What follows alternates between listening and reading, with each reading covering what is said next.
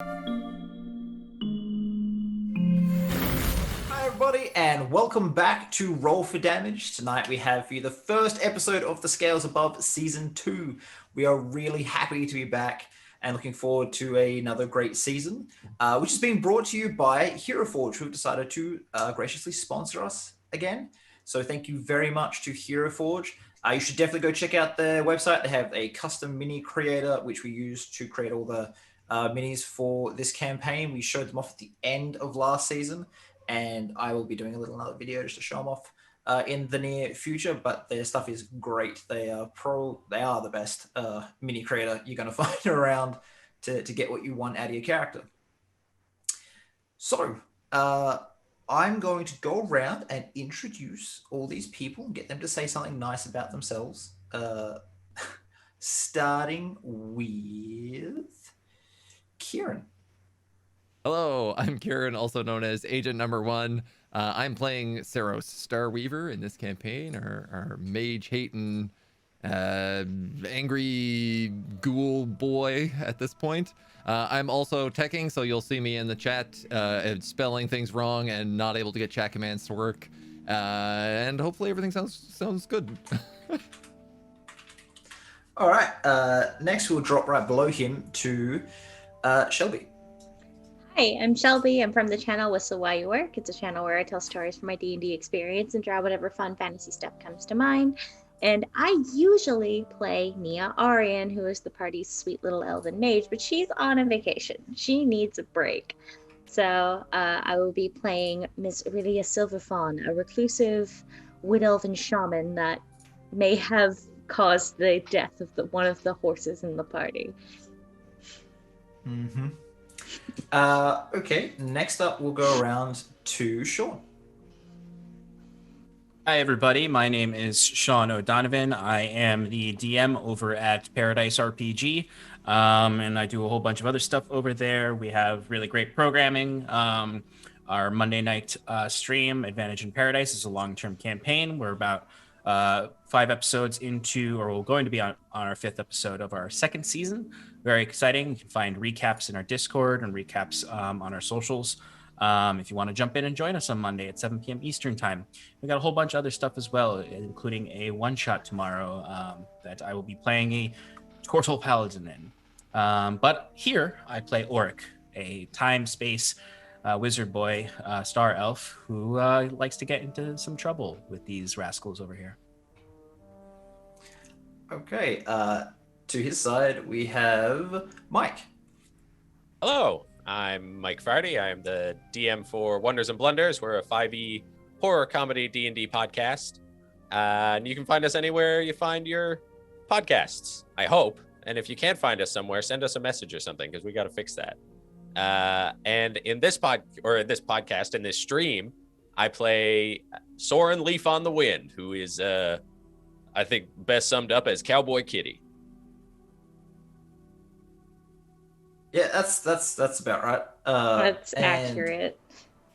Lastly, we have Shannon, who's going to talk while I change my headset batteries because it's beeping at me. Oh no! Give me a thumbs up when you're good. Well, you can't read. All right. Anyway, hi everybody. My name is Shannon, and I am the rogue over at Paradise RPG, as well as our community manager. We do have a one-shot tomorrow. I'm so excited for it. That is at 3 p.m. Eastern on our Twitch channel. We also just announced today that we are going to have Shadows in the Mists, which is a new game from Jasper's Game Day and Beatles and Grimm, and that is going to be airing on our Twitch channel very soon. We're so pumped for that. It's got a great cast, and we love Jasper's Game Day at Paradise. So stay tuned in our socials for that. That's going to be such a great time. Yeah. Oh, I'm Sloan. I'm playing Sloan tonight, our party barbarian who loves sweets, and she likes to fight, but only sometimes. You good, Nova? Should I keep talking? Nope, I'm good. It's fine. I was like, I need to get a message to someone real fast. And as I reach for it, you're like, and I'm done. I mean, I could keep talking. Like It's fine. Yeah. Entertain them. Entertain them. Entertaining. I just noticed that the Hero Forge thing is rolling through chat, which is what I was hoping for. I think I managed to get it. It was just a bit delayed. I was just sending a message to Kieran and be like, can you please find that for me? Because he's our tech tonight. He's taking over from well, no one right now because we haven't had a tech this season. It's not Kieran. But soon, Josh the Pirate, who is the DM for Humblewood and also was a character in my last campaign, Heart of the Plains, will be taken over. So you might hear him every now and again during this, not this stream, but streams following this one in this season. Right, so if you want to know more about Roll for Damage, you can look in the panels below. We have our YouTube, Twitter, Discord, all the rest. We'd love for you to come and join the community, you know, follow, like, subscribe, all the rest, and you know, hang out in the Discord and see what's up. But I think it's time to start the season. So, as we start tonight's journey, the party is standing on the bridge of the Iridescent Dancer. The soft sound of the waves lapping against the hull and a cool afternoon breeze keep the dying heat of summer at bay. Nia is on a long couch with a bandaged arm that Saris has been tending to. She's still unconscious, and it's become obvious to everyone that she'll need extended care because she's just not waking up. You have driven the dragon cult from the forest, dispatched some of its leadership, though not finding many of its resources or manpower. And in attempting to identify a magical item while on the dancer, a wild magic surge occurred, rousing Jaako's anger and causing him to storm in angrily asking, "What are you doing?" So, as he's in the doorway, he looks to all of you expectantly. "Auric, tell me exactly what's been going on since you left in as short a time as possible and why you just cursed my ship." Yeah, Auric, Well- why'd you curse this nice man's ship? Auric doesn't show a lot of emotions, but he's angry. My eyes are glaring right at Saros now. Jaako, you can address all the blame at Saros this time, unfortunately. He has stolen some of my magic and misused it recklessly. Well, it is unstable magics. That is why I don't use it in the middle of the dining room. Saros, why don't you just give it back? It's not yours. Do you not think that I would if I could? Everyone, stop, please. I'm going to need some context. What have you been doing since I last saw you? How did you get to this point? Why is he using your magic?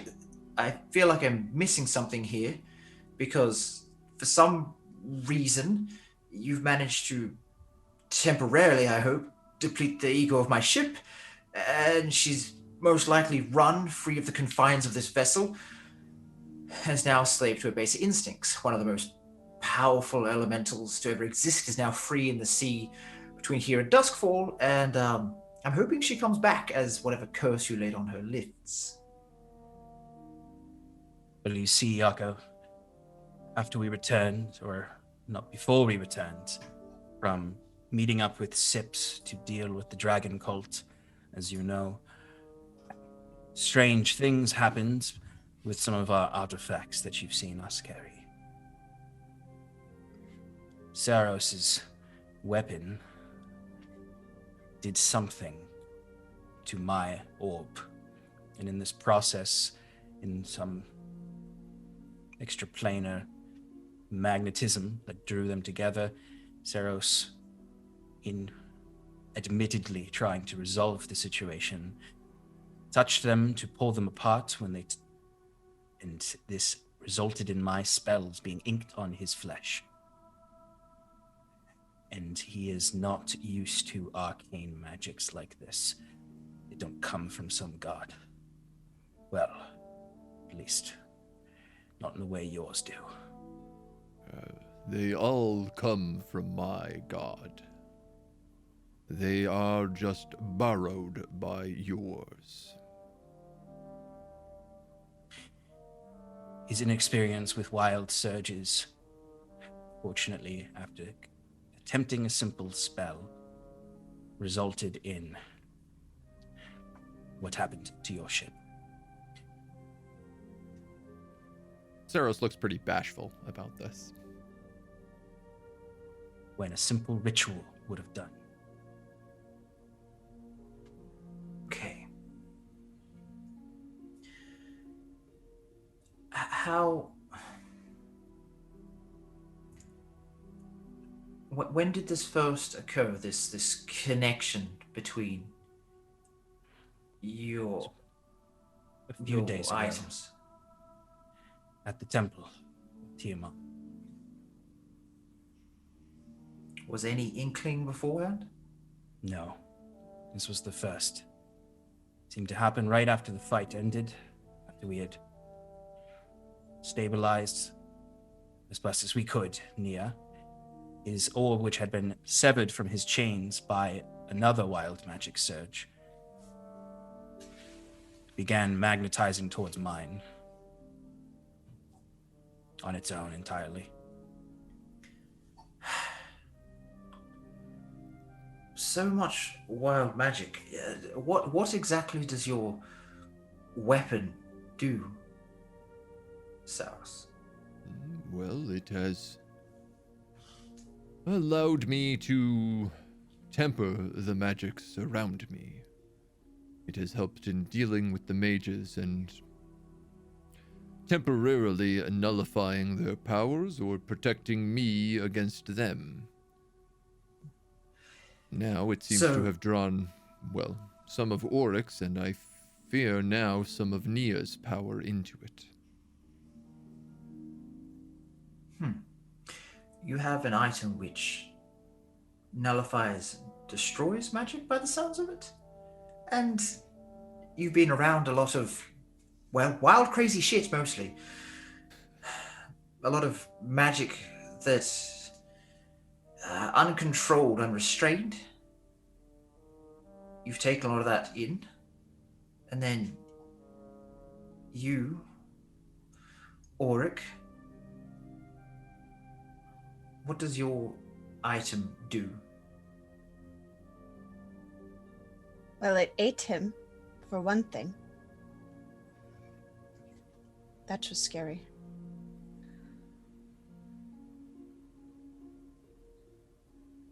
I think you are muted, Auric. Not spoken yet. Okay. He is adjusting himself, returning from that angry pose to a more calm disposition. It allows me to do what I have done in my research. It has allowed me to access the magic you warned me about. It allows me to experiment with other magic, to manipulate it, twist it into this new discovered school, so that I can access it with less risk of these surges.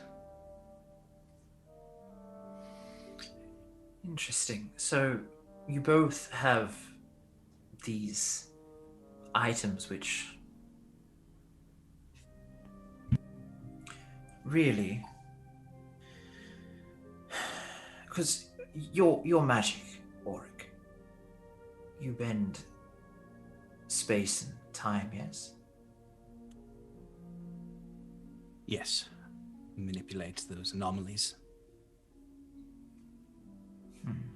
And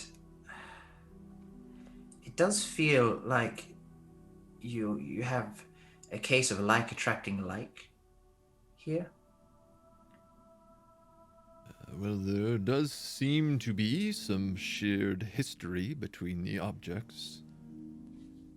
We've learned that both seem to have fallen from the heavens themselves.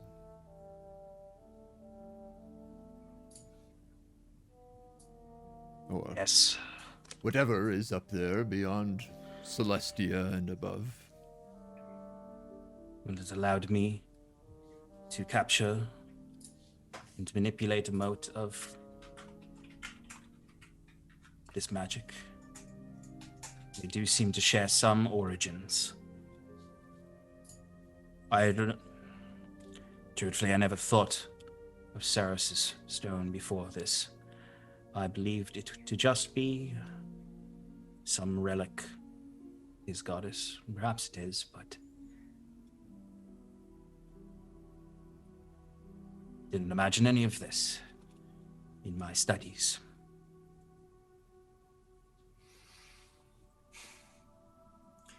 You all brought together for reasons. You all have artifacts of great and sometimes unruly power amongst you. I feel that a little family therapy wouldn't go astray with you lot. You've been so busy running around from place to place, you haven't stopped to actually talk about how you function, what you have and what you do, and how that has sway over you.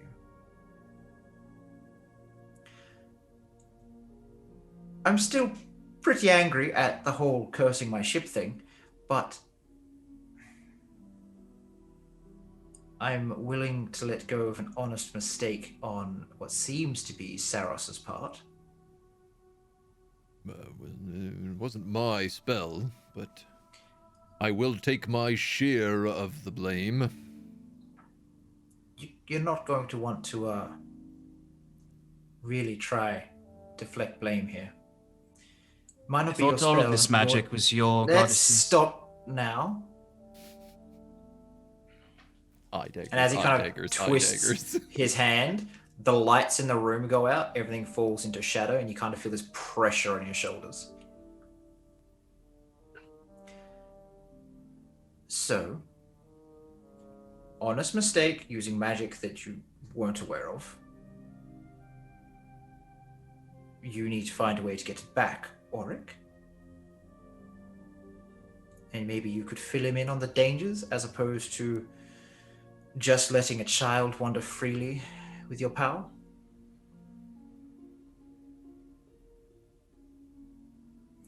As for Nia, who I can see is more injured than I first imagined, she can stay here. My friend Tamel will take care of her. I will assist. Spend a day or two here, and we have to wait for her to come back anyway, so then we'll move off. I imagine you don't want to be in Etredale any longer than you have to.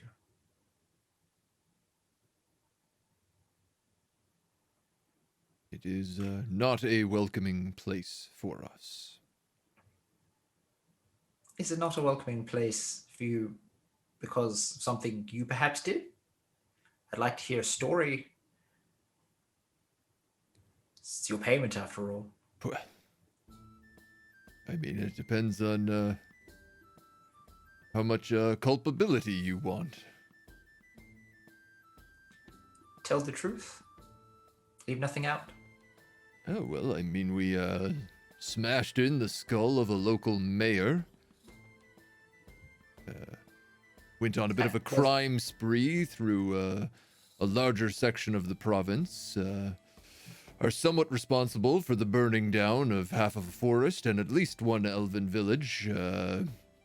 I believe we cut a number of gate guards in half and burst our way through another town. We destroyed a sacred divination pool in a forest and the entire temple along with it. Potentially unleashed a wild dragon at one point among the entire neighborhood, opened up a gate into another plane of existence, temporarily went to hell for a little bit, and I mean, God knows what kind of demons came back through that with us that we haven't seen yet, but, also there was a shambling mound that Auric created at one point, and let go wild free in the forest, and we have no idea what kind of trouble he's up to. No, geez, not to mention the hordes of spiders that Sips are now created that. serving him. But, oh, yes, my apologies. My apologies. The monkey was responsible for quite a few things. Strange fellow he was. Yes, the sooner we get out of Etredale, the better. He goes to his desk, sits down, puts his feet up, and opens a little drawer. Takes a bottle out and just starts drinking. Well, fuck me, you've been here a week. But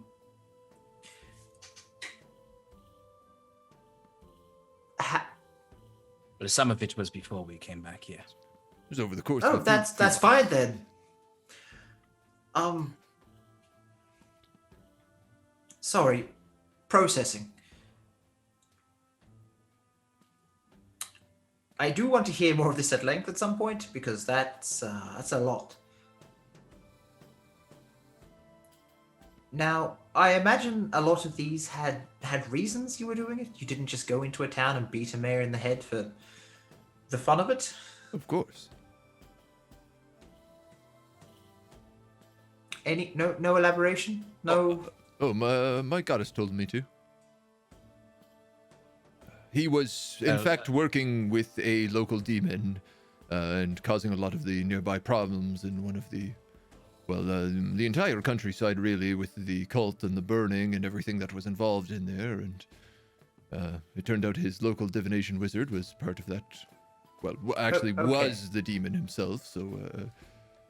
But yeah, the guards don't really see it that way. They just see a bunch of adventurers walking into town, splitting the mayor's skull open on the sidewalk, and then fleeing and, murdering a few of their friends and family on the way out. They also tried to tell Sloane to put her sword down. If I thought you were sensible, did you? Why? When we were running from a flaming...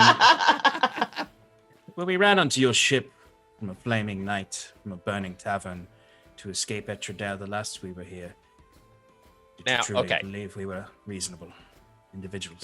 I've been quiet for long enough on all of this. At some point, the bunch of us are going to get taken into different rooms, and you all are glossing over the most important parts of all of this, okay?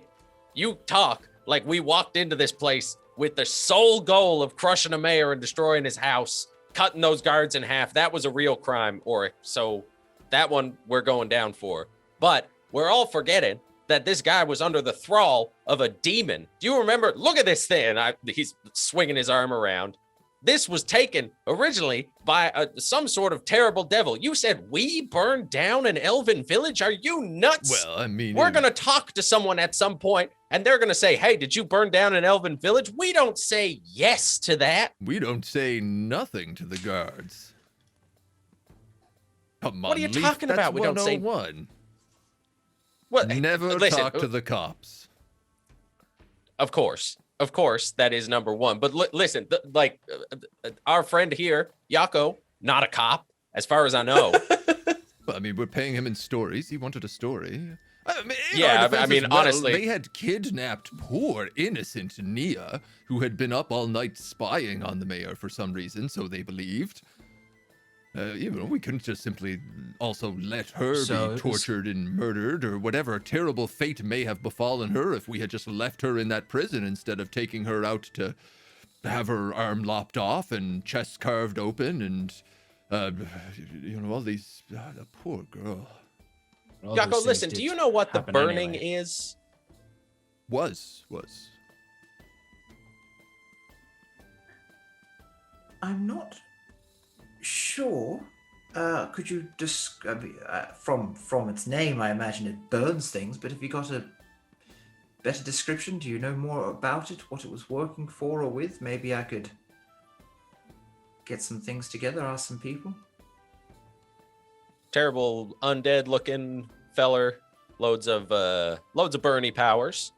Powerful teleportation. Took away Saros to somewhere. Probably the best one to speak on it. I believe he came from the west with the group of the demon barbarians, similar to Sloane. My apologies, but no, they're not like me. Not you, no. I'm not like them. But they came from the mountains, worked their way kind of east through the forests, and we caught up around the third town that they burned to the ground. Also believe he was captured by Nora at one point to be processed into some sort of magical battery within a jar. That can't be a demon, then. Demons are rampaging ravagers, just assholes. They'll burn down everything and kill whoever they can, and maybe make some sport of it. But chaos incarnate, they wouldn't. And they're not really one that can be used as a battery. Not like what you're describing.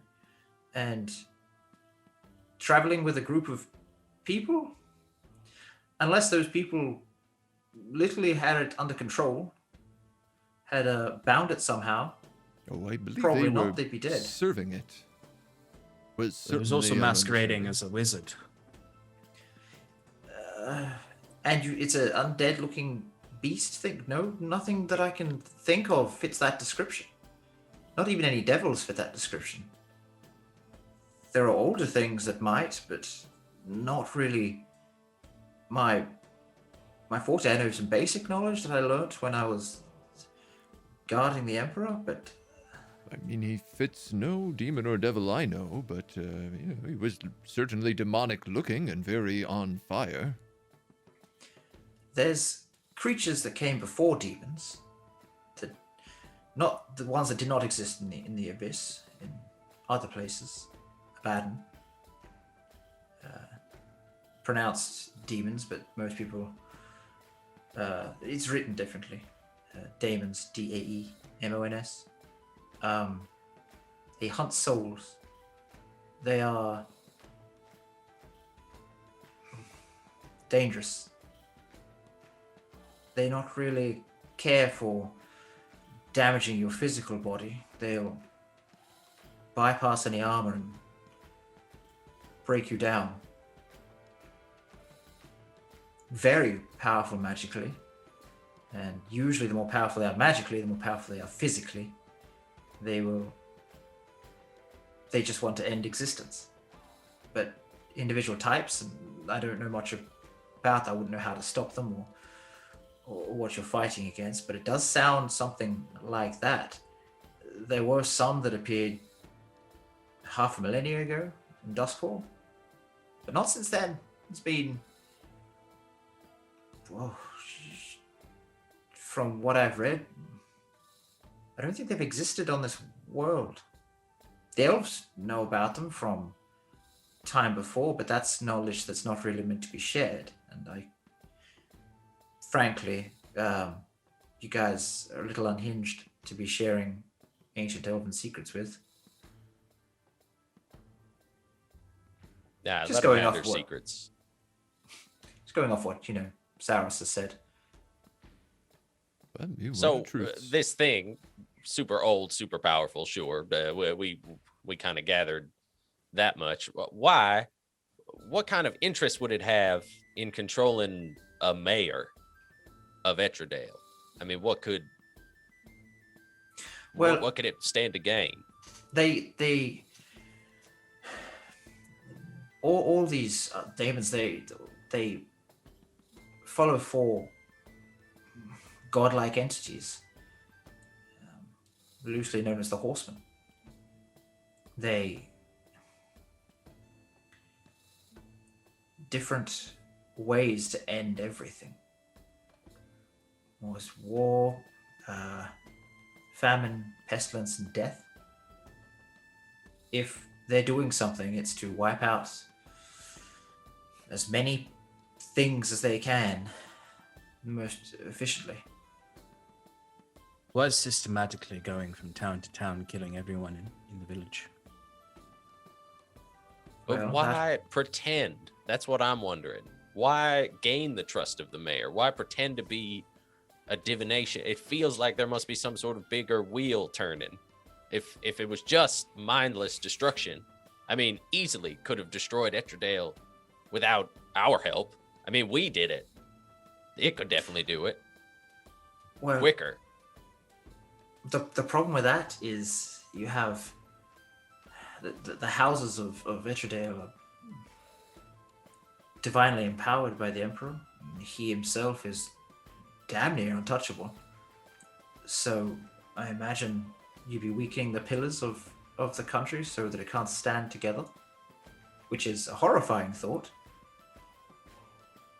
Maybe turning it against itself. Well, what was happening in what town were you in when this happened? Ankarim. Well, what was happening in Ankarim at the time? Well, they believe, if I'm not mistaken, they were gathering soldiers. For a war. The looks of the Sounds- burning. Yes, I believe. but it's not that hard to rile up a crowd and get them pointed where you want them. Does sound like you're right there, Saros. War. You have a creature that is destroying things on a massive scale, and in its alter ego or hidden guise, it's gathering soldiers.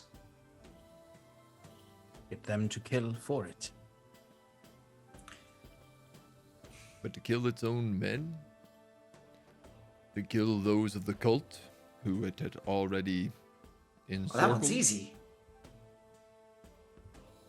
If it's going to be killing off gathered soldiers piecemeal, it means that there's no greater force to stop it later. I have Also a keeps the question. people in a panic. I mean, not to give away too much, but that was more or less my job when I was bodyguard for the Emperor. I'd go out, I'd find groups that were going to cause problems, and I'd more or less turn them against each other so that they wouldn't be a greater threat.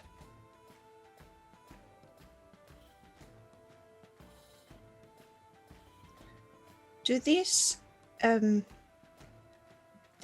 listening and trying to make sense of everything, but do these daemons, do they have the power to take over people or objects? They can. They are more magical than a lot of outsiders. They, with a bit of effort, can fit into almost anything, whether that be a jar, a person, or a weapon, armor.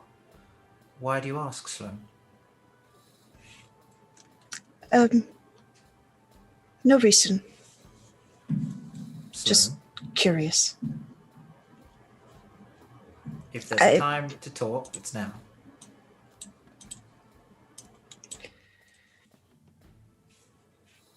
I think there might be something in my sword. Well, I guess the easiest. Where has anyone got? I was going to ask if someone could identify it, but maybe not here. Saros is just shaking his head before he even gets to starting that sentence. Well, if your ship has been stripped of some of its magical properties, but if the room that allowed us to experiment in earlier was still available, also, when used appropriately, shoot a little stare over at Saros, the ritual process for identify individually moving magical potential does not trigger such curses. How about this? My friend, who I've mentioned several times, Tamel, is a runesmith and fairly knowledgeable about weapons and magical properties. Maybe you could allow him a night to look over the sword in your presence, if you wish. Is that the same person that I got the necklaces from? Yes, he sells trinkets and whatnot to passers-by, usually small amulets of protection. He has some more powerful things. I think Oh he's yes, getting- I know. He's currently a little low on supplies. If you do want something from him, if you know what you're looking for, he could probably send you on an errand to collect a few ingredients so he can empower something for you. I should talk to him himself, though.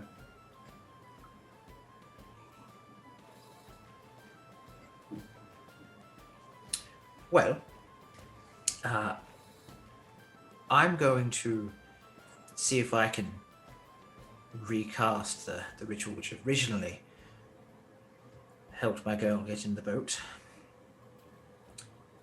Maybe you could all stay here and not cause trouble, just for a little while, and possibly, I'm feeling some tension between the lot of you. There's been a bit of yelling. Just figure your shit out.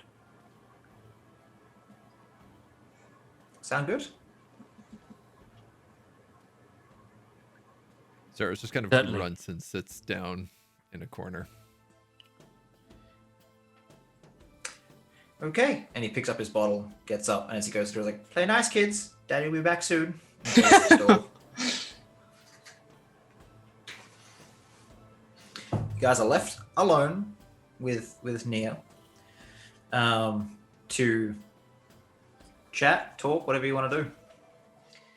Before we do any sort of talking, can I just like listen and see if my sword is saying anything?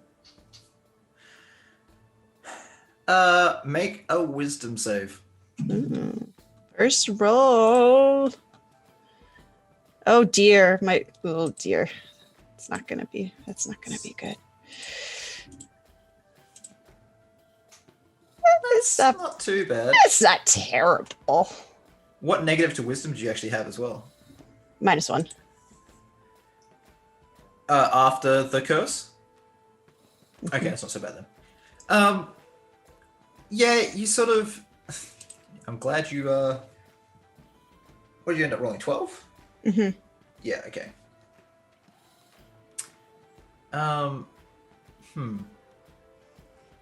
You hear some, like, as you concentrate, like, close your eyes and listen carefully, you start hearing these, like, whispers just right at the edge of hearing. And as you kind of lock in on that sound, you can't really get a grip of what's being said. It's not really a language, just hushed tones. Okay. You feel this anger building in your breast as your heart beats harder as you start listening to this whisper. It gets louder. It starts becoming a roaring in your ears. Do you wish to keep listening?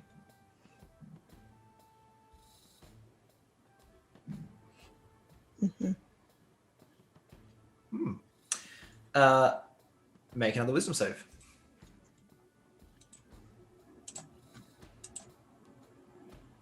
Ooh, that's worse. 2. That's 2. That's a 2. You all see Sloane slump for a minute, and these like shadowy tendrils start just leaking off her body.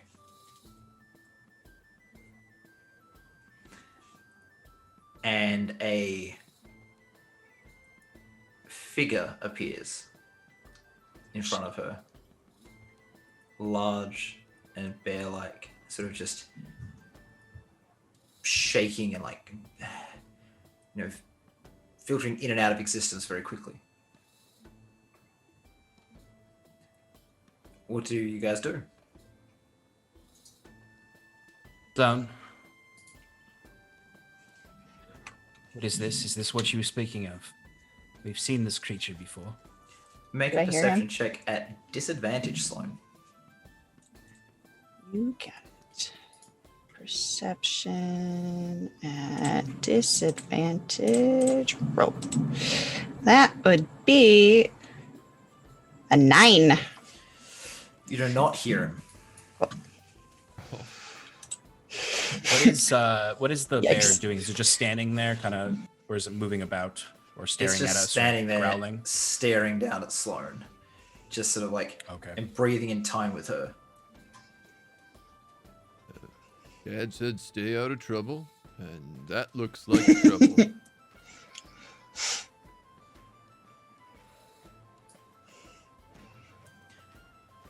Can you hear us, Sloane?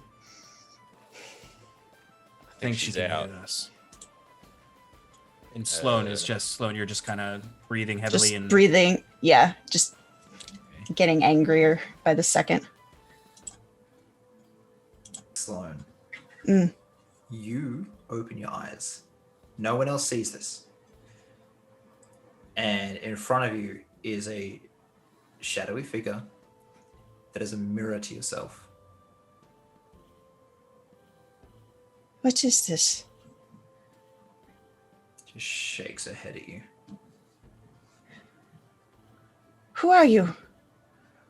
Why do you look like me? Are my friends there? Everything seems to be gone. You're on the ship, but there's no one here. Where are my friends? Did you take them? Just locks eyes with you. Why so weak? I am not weak.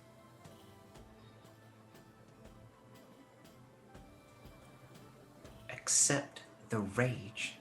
Be powerful. I am powerful. Just smiles coyly at you. You've seen what I can do, yes? I mean, if you are me, then you've seen what I can do. She steps forward and grabs you by the jaw and starts lifting you one-handed off the floor. Thanks. To everyone else in the room, you see the bear creature step forward and grab Sloane by the face and just lift her a full arm's length till her head and neck are pushed against the roof of the cabin. I will immediately try to cast Dispel Evil and Good on the creature. It might not work because I don't know what type of creature it is. In fact, it probably won't work because I'm sure it's not one of these. Read the description for everyone, please. Yep, let me see if I can get it into... Yep, I'll just put it in. So shimmering energy surrounds and protects you from Fae, undead, and creatures originating from beyond the material plane. For the duration, celestials, elementals, Fae, fiends, and undead have disadvantage. So its main function is on me, but as an action, once it's cast, I can touch a creature or try to touch a creature. That is... Okay, so I'd actually... Dismissal. As your action, make a melee spell attack against a celestial, an elemental, Fae, fiend, or an undead you can reach. On a hit, you attempt to drive the creature back to its home plane. The creature must succeed on a charisma saving throw or be sent back to its home plane if it isn't already. If they aren't on their home plane, undead are sent to the Shadowful Fae or sent to the Feywild, etc. It, it's not a... that might not exactly fit this situation, but I don't know. I guess I'll ask you. I am going to cast it even if it doesn't work. Okay, so as an action, you cast it and swipe out with this glowing orb of energy in your hand to hit it. It gets a charisma saving throw. Is that right?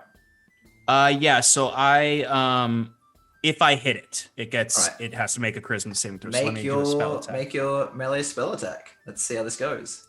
Against what is the AC, Sloane, of your Shadow Barrington? Shadow Barrington.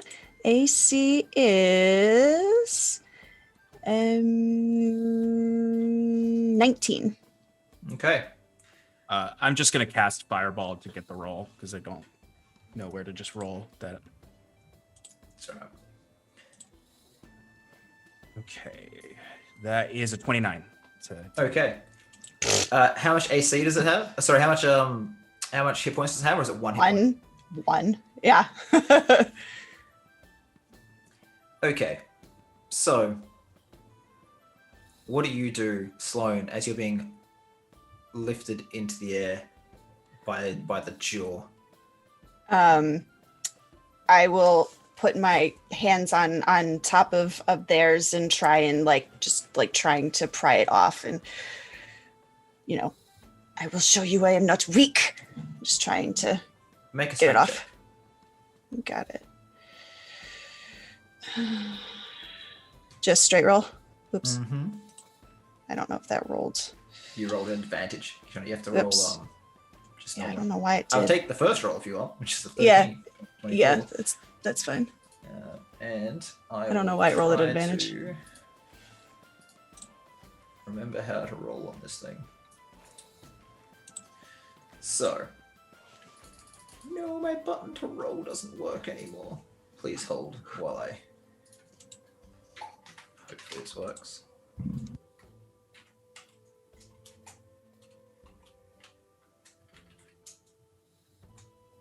What did you get? 13 plus 4 is 17, sorry. Okay.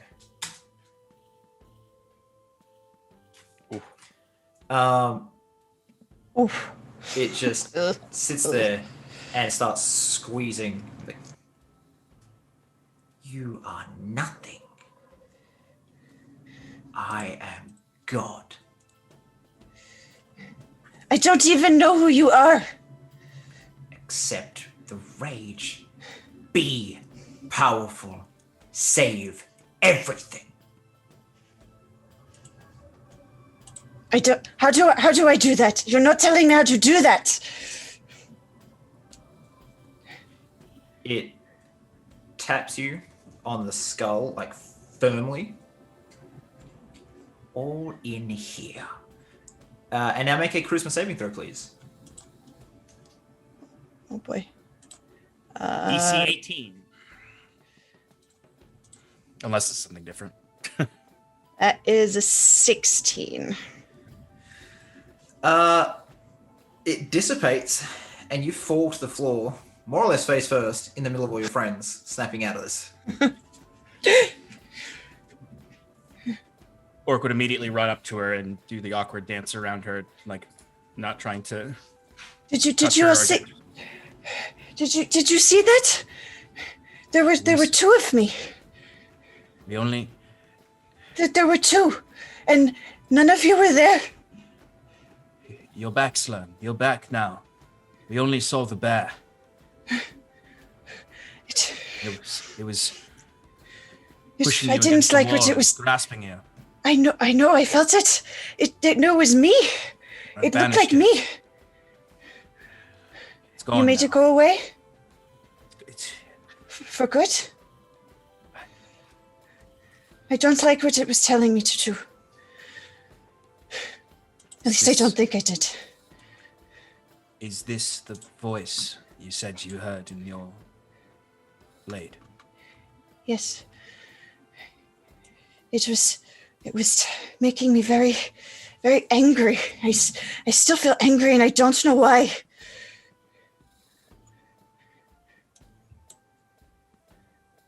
It told me to accept the rage. And they called me weak. I'm not weak. Sloan, your sword is currently on the floor next to you. Do you reach to pick it up? How do I feel right now? Despite what you're saying, due to the fact you just lifted into the roof and dropped on the floor, probably a little weak. It's one of those things that makes anyone feel weak. Mm-hmm.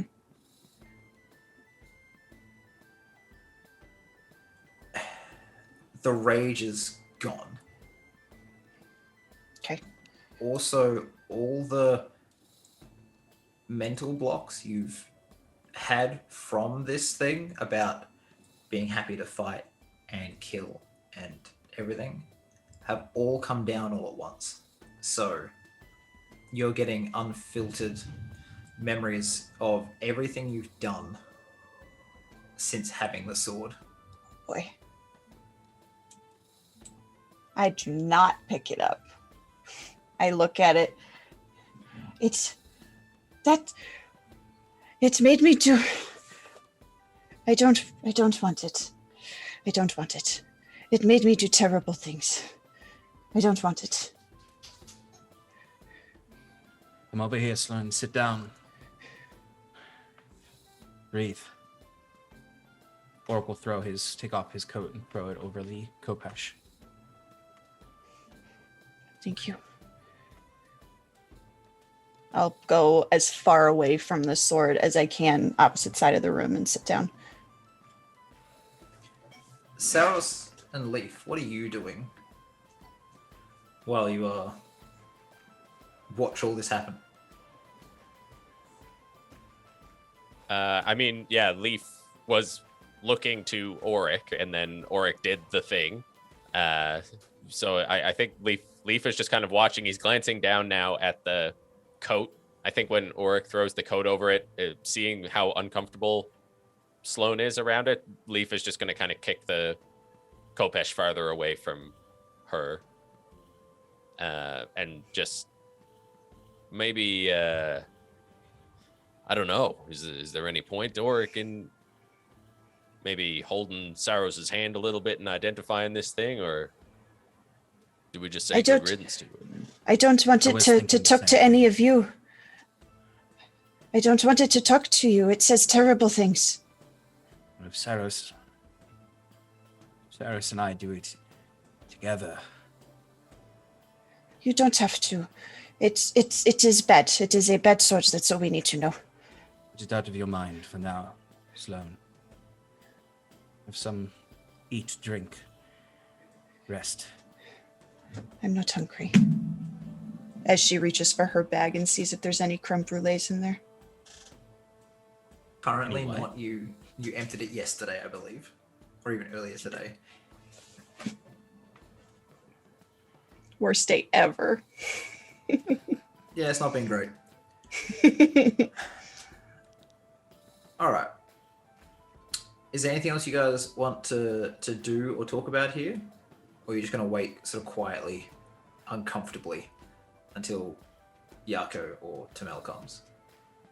Saros is just kind of like leaned up against, like on like a bench or something with one foot up, watching all of this, curiously. He hasn't like gotten up to help or really kind of said a word, but it's just kind of like,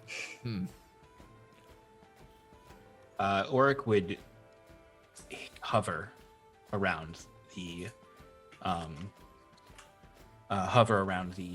Kopesh, occasionally just looking down at the coat, and if Sloane's not paying attention, look at it, and he wants to do more with it, but he would need Saros' arm. Okay. Firstly, Leaf, when you kick it, just make a strength check for me. Slice your foot right open.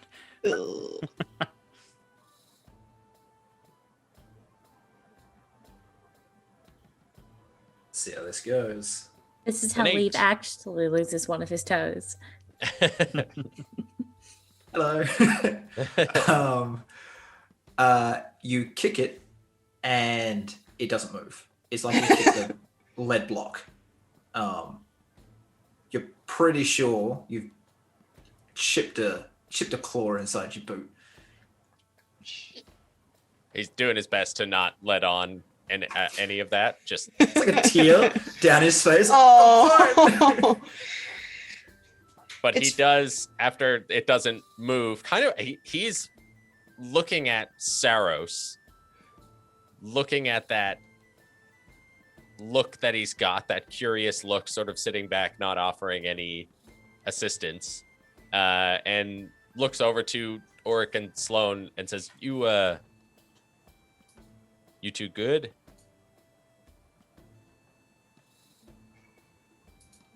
I don't know. There's a lot happening in my brain right now. And then looks back to Saros and nods to the door. And he kind of looks at you, looks over at Sloane, looks at the sword, looks back at you, and just nods. And then gets up and walks out. And just on the way out the door, just holler if we'll be right here. As you move out the door, you see coming up the walkway to the ship and start heading towards the cabin, this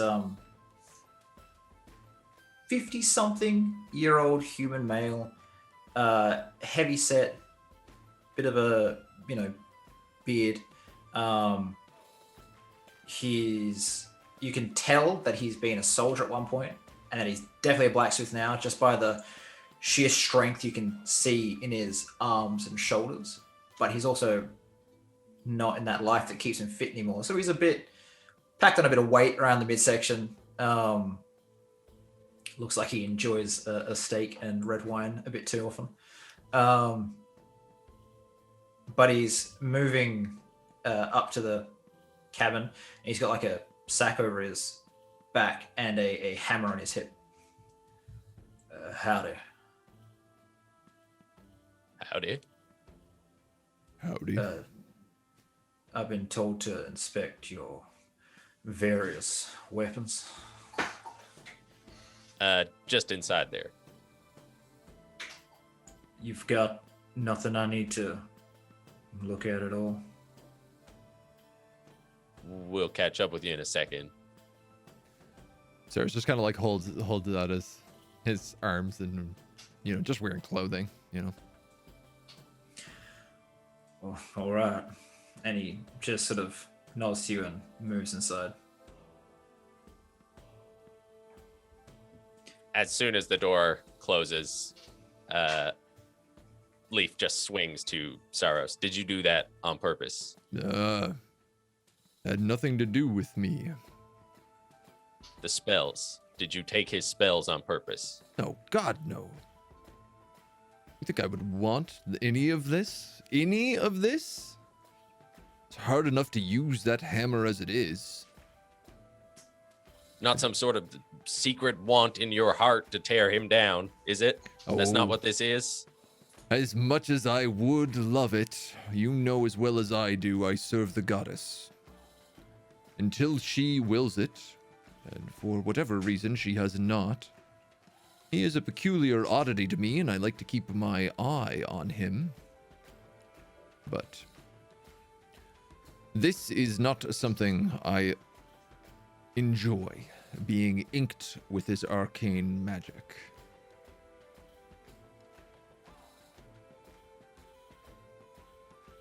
And Leaf is just studying your new face.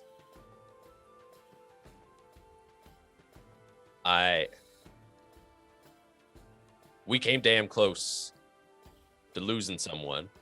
We still might lose her.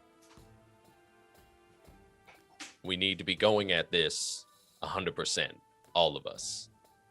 Well, I need to be certainly a little more careful in regards to this lettering. There is no doubt about it. Believe me, the last thing I wanted to do was to harm the child. She has been innocent in all of this, as far as I am concerned. Dragged in well over her head by a bloodline.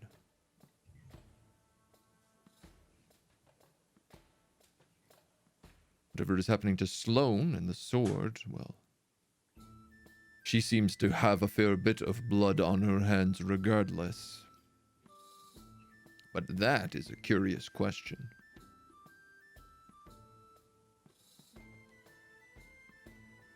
These weapons you all have.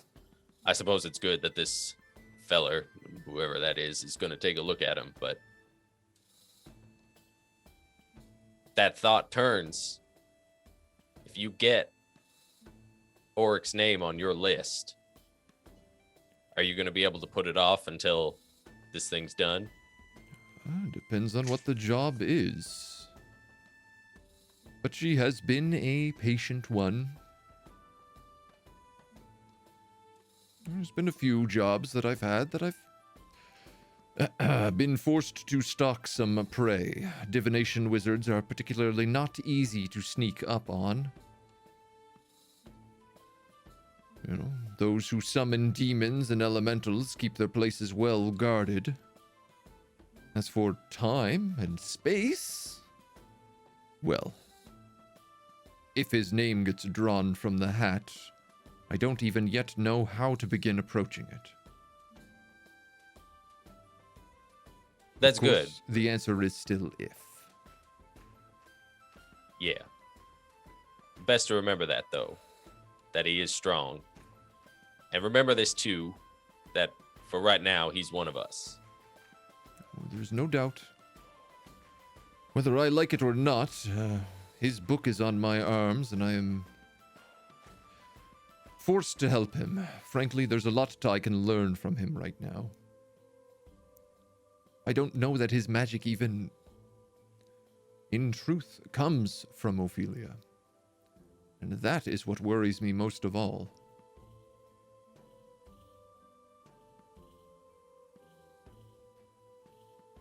That's all over my head. As long as you didn't take it on purpose, as long as you're not going to keep siphoning it away from him. No, I thought a simple test would be in order. Something I figured even Auric would be able to appreciate the curiosity of, but believe me, once burned, I have no intention of playing with that fire. Good, but let me say, for you, the term once burned, that's not going to fly with other people, okay? We already see the burn. Yes. No more experiments. I swear my head feels like it got kicked in by a mule. Yeah. Hey, Let's see if that guy can get those spells off your arm. that would be wise. And Saros makes back for the door. Okay. So while you guys have been talking outside, Samel has knocked and opened the door. Hi. I was told that there's someone that needs some help. Greetings. Yes, are you the friend of Jaako? Yeah, that's me. I'm Samel.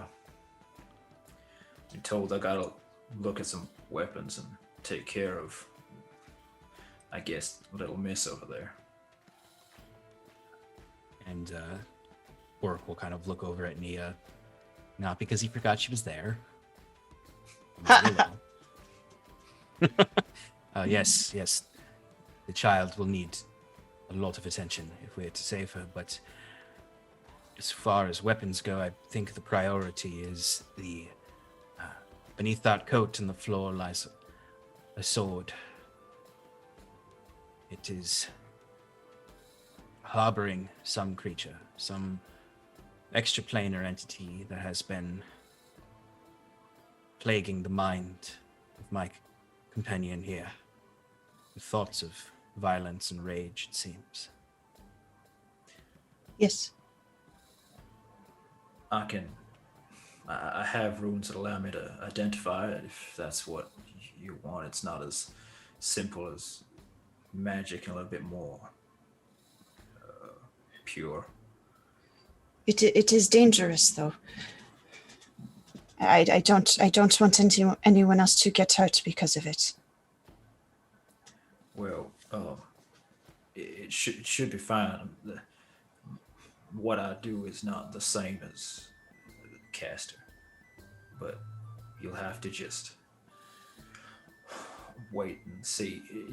It'll be visible to all of you as well. It's not. You can trust me. I've done this a while. Oh, well, I'd be excited to observe. If it's all right with you, though, I think I'm gonna make sure she's all right. Of course. He sort of sits down on the bed, gently sort of like brushes the hair out of your face, and then starts like just pulls the shirt aside, checks the wound, lifts your arm up. Oh, they did a number on you. All right. And he sort of like scoops an arm around you and half lifts you up, cradling your head, and then gets a small vial from his hip and just sort of like gently tilts your head back and lets you drink that down. This is a natural healing. Should help her. It's not much, but can you tell me anything about what happened here? From what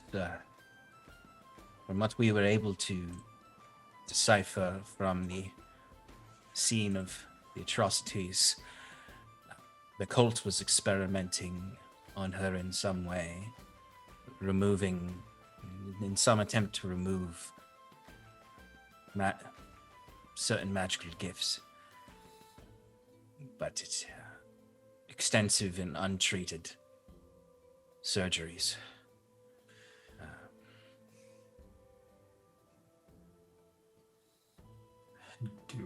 Do you know anything about these surgeries? I can tell the arm seems to be some way to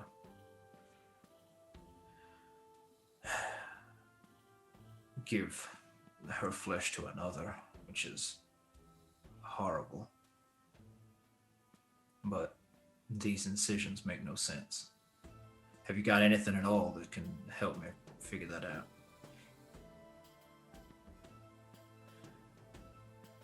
I really don't want to have to open her up to find out.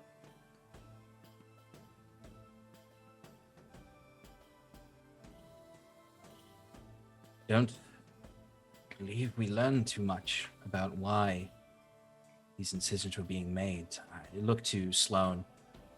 I believe Leaf had done the most observations of whatever rituals were being done to her before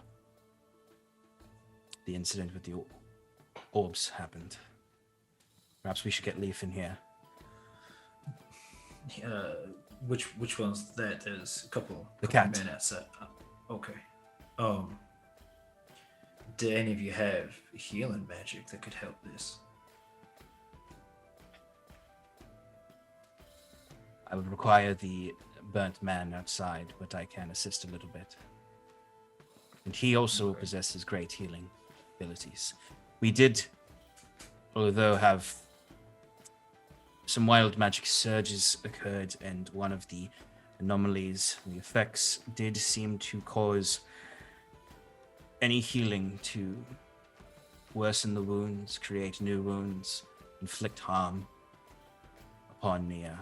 We are uncertain if this surging effect has been resolved. We've only used natural means of healing, ointments, salves, potions. We've not attempted any other sort of experiments since the incident with healing magic.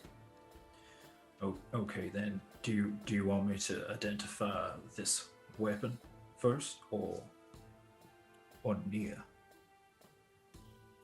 I believe Nia's afflictions are more time sensitive. I agree that if there's something wrong, I'd like to have little miss back on her feet as fast as possible. And he's going to sort of just drag the couch away from the wall a bit, and start his own ritual, where he places some discs down on the floor that have runes inscribed into them. And you can just see it's all like most. Can I get you to make an Arcana check, actually? Sure. Oric. And this will be about the time that Leaf and Saris walk back in.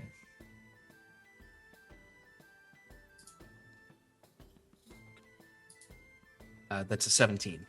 Okay. Did you roll a 2? Yes, I did. Yeah, plus 15, dude. Okay. Which is a great, like, it's good enough for this. On a 2.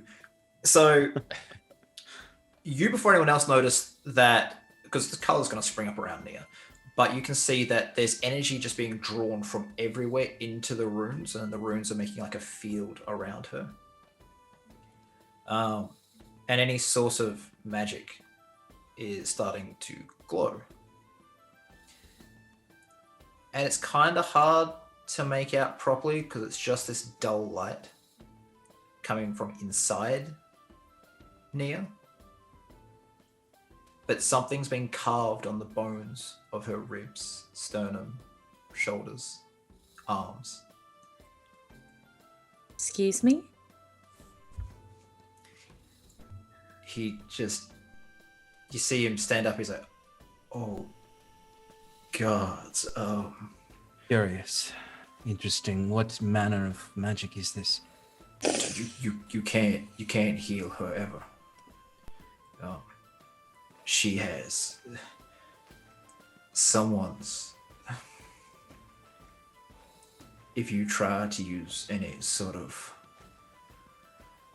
positive energy or natural energy on this girl, it's going to be converted to negative energy.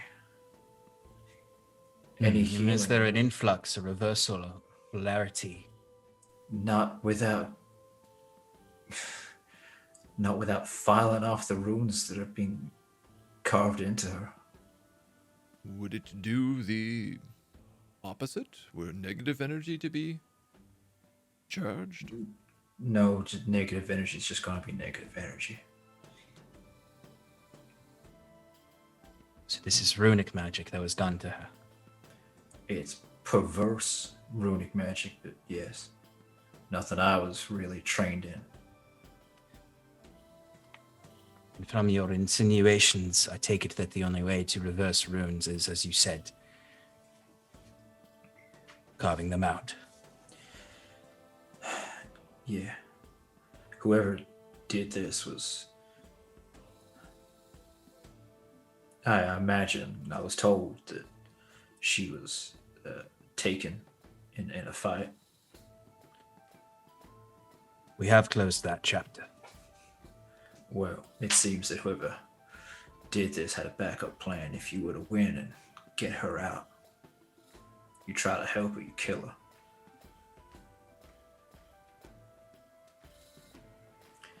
Lucky you caught on fast enough.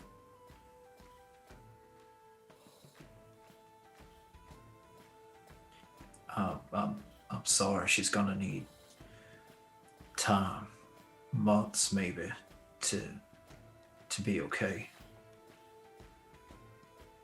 I can look after her if that's what you want. Has she got a home I can send her to instead?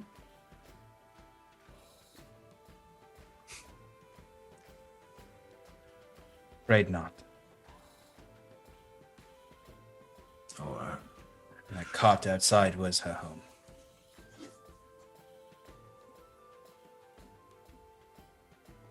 Can you do it?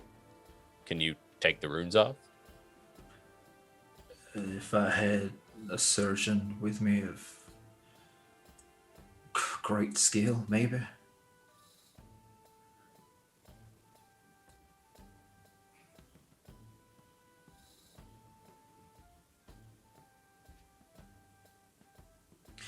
Look, I'll take care of her. I will. Just know that this is...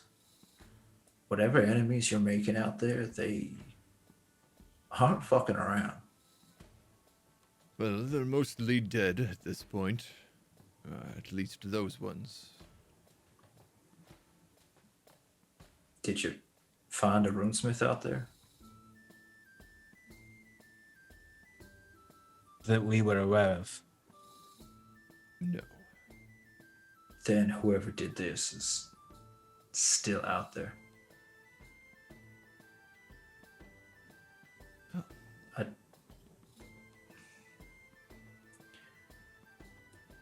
I have. I was a soldier for a while. I picked up some things from a friend. Maybe I can knock something up that'll ease the pain, because I think she's more or less in a pain-induced coma. She's not waking up because her nerves are fried.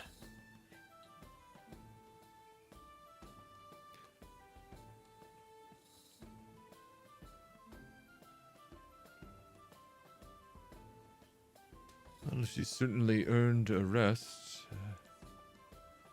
We can keep an eye for a surgeon on our travels. So just the thought of such an operation is stomach churning at best.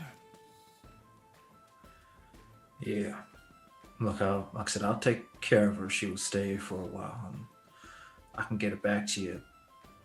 I'm not gonna say she'll be all right, but not quite as bad as she is right now.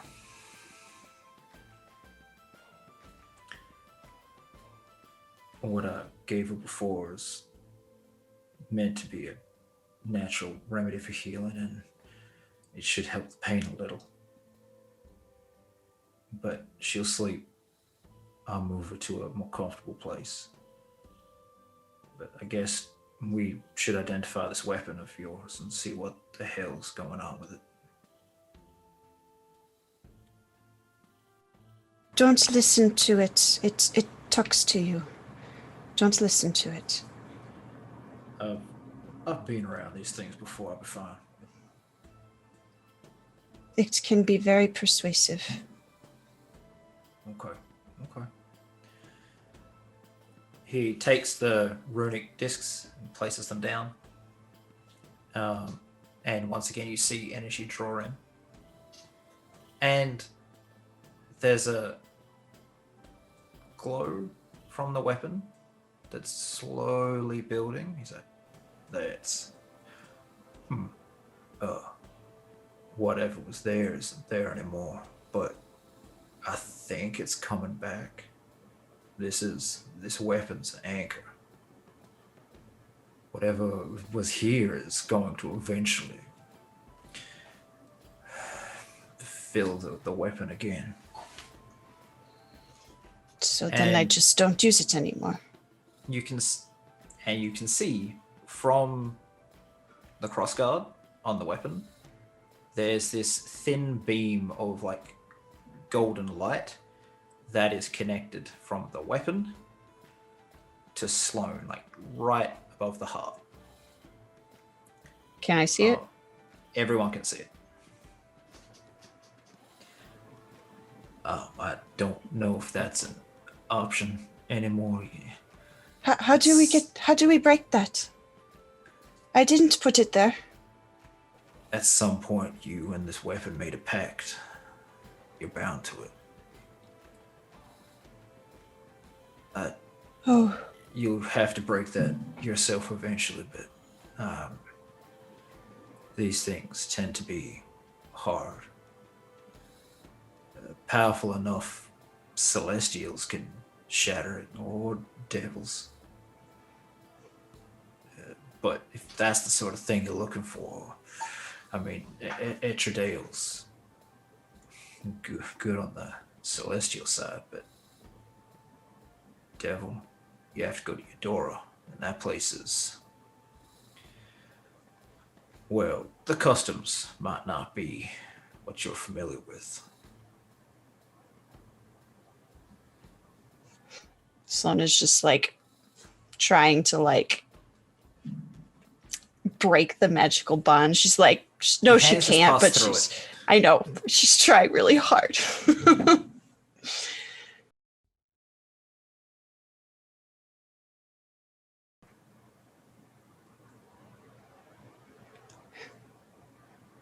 Much to think about. I'd say you have maybe 2 hours before this vessel is filled again. That's it? If you want me to do this again, then I'm happy to, but just given that this glow you're seeing right now, and it's like filling the room, like there's it started off as like a candle, and already it's now bright enough to illuminate everything, drive off every shadow in the room. If this was, say, Baylor filling a weapon, the strength of this glow would be the equivalent of a lantern on a ship. Whatever was here is powerful. Well, can't we just scratch off the runes like you were saying? I'm pretty sure whatever these runes are bound this creature here. We don't. No, we don't. No. Okay. Look, I'm gonna take this poor Nia to her rooms. I'll get her comfortable, and I'll come back in a couple of hours and we'll see what we can do. Okay. You all look just haggard. Get a night's rest. I need my beauty sleep. I don't think that's gonna help. The rest of her belongings are on the wagon.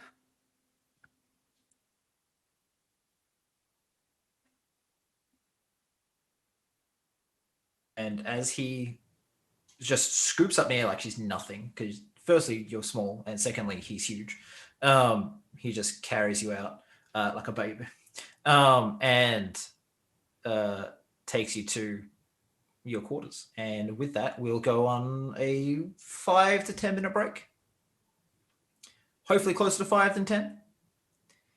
Ooh. Okay. Oh, the plot thickens. Hi guys, welcome back to Roll for Damage. Our break's over. There was a lot talked about right before the break. There's a lot of heavy things happened. And we're about to see how the party is gonna go. I think we're going to move forward the 2 hours. Tamel's coming back. He's gonna do a little ritual to figure out what the hell's happening with your weapon there, Sloan. I do apologize for my sound being a little low. That accent is low and deep, and it does cause problems with the mic. I will do my best to project a bit more. So, are you guys just like more or less sitting in like awkward silence for 2 hours? Do you go off and do things and then come back? Oric is busying himself and avoiding the others. Like, I think he would be entirely taking notes on everything he just saw, everything we just talked about, and only occasionally looking over to Sloan to see how she is. And yeah, Sloan would be just like kind of sitting and like trying to think through everything, and every once in a while looking over at the Kopesh, but like when she sees it, she like quickly looks away, and like she's very confused and very concerned. Oric would have thrown the coat back over the Kopesh once he left. Okay. Leaf and Saras? And did he take Nia with her or just go to get like supplies? No, he took Nia with him and Okay. put her in a room. I think Saros is mostly just going to be kind of like pacing the room. He feels like he can't go anywhere with like Jaako has gotten so mad at him that he's like grounded. Yeah, your two dads are very angry with you. Okay, so and Leaf, you just sitting there. Leaf, I think, is going to go up on deck and get some air for that amount of time, and probably like just gather Nia's stuff off the cart and bring it down for when he comes back to bring to her. As you do that, you'll run into Tamel doing the same thing. He's like, hi, surprised on that you're the only one of your friends out here doing this.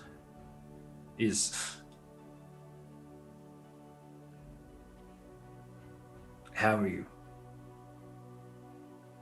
How am I? Well,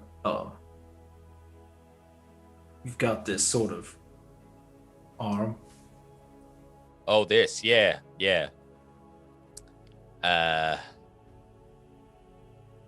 Strangely not that high up on my list of worries right now. Look, you know what? Your business is your business. If you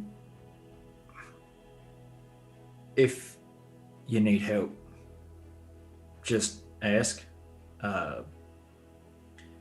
Pretty good at making things. I might be able to provide some sort of assistance, but I just found it sort of telling that out of all of you,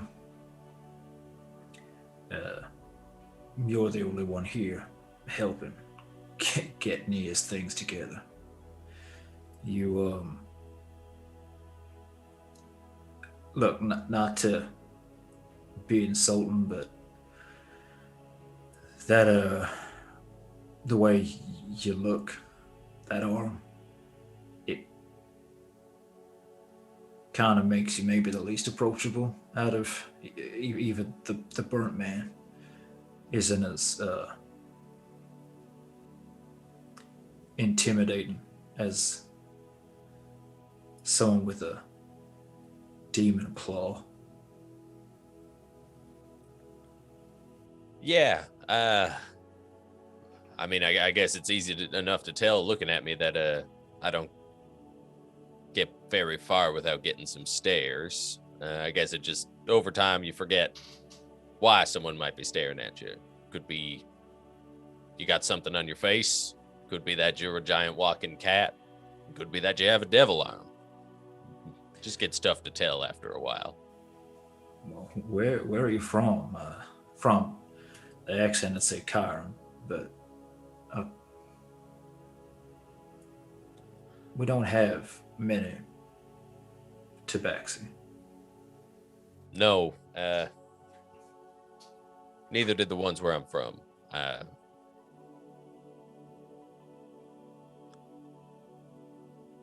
Been a while since I've thought about him.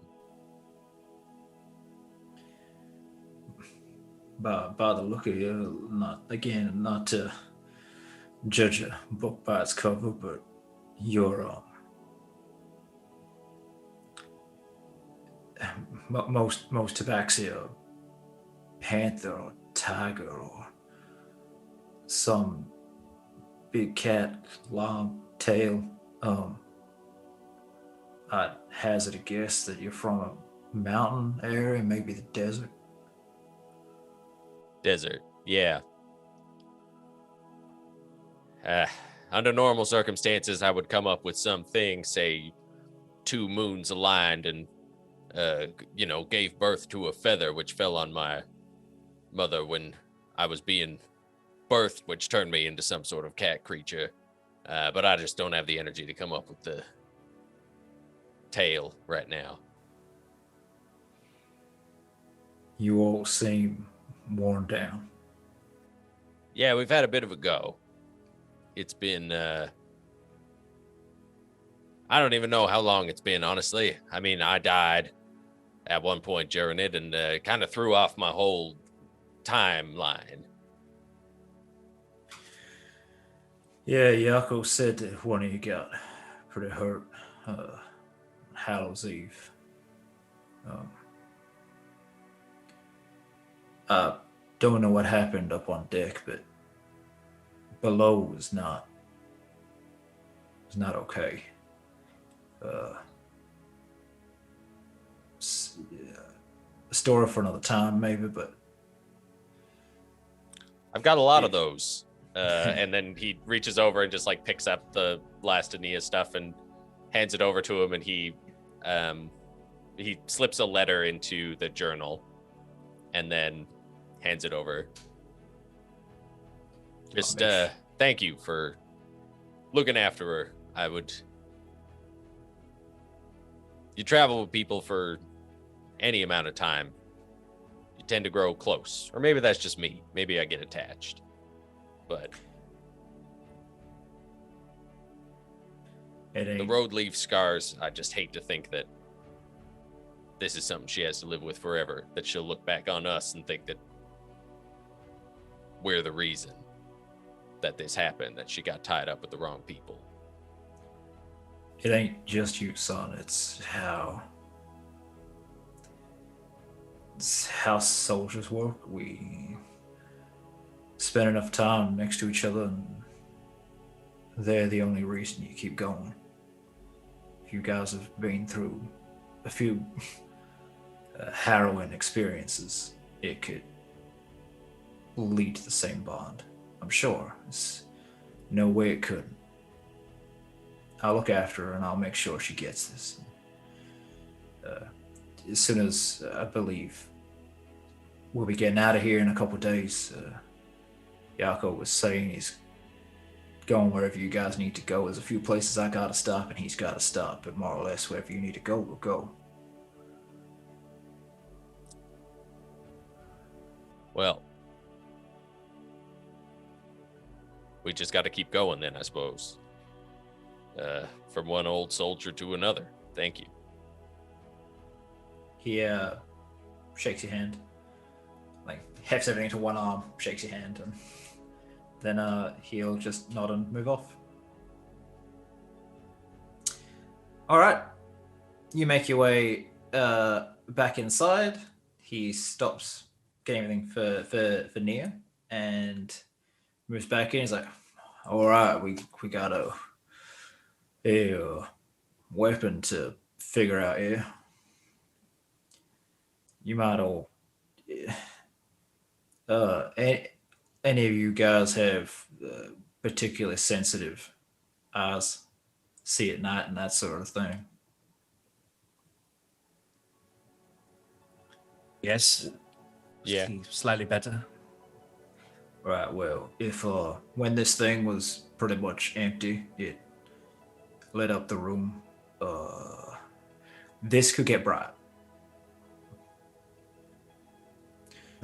Maybe we should move this outside, actually, just to not be in a room of blinding light.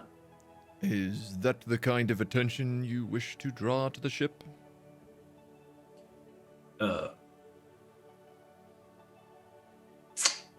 Apparently you guys blew up the market here last time you here. I think attention's been drawn, friend. Then lead on, friend.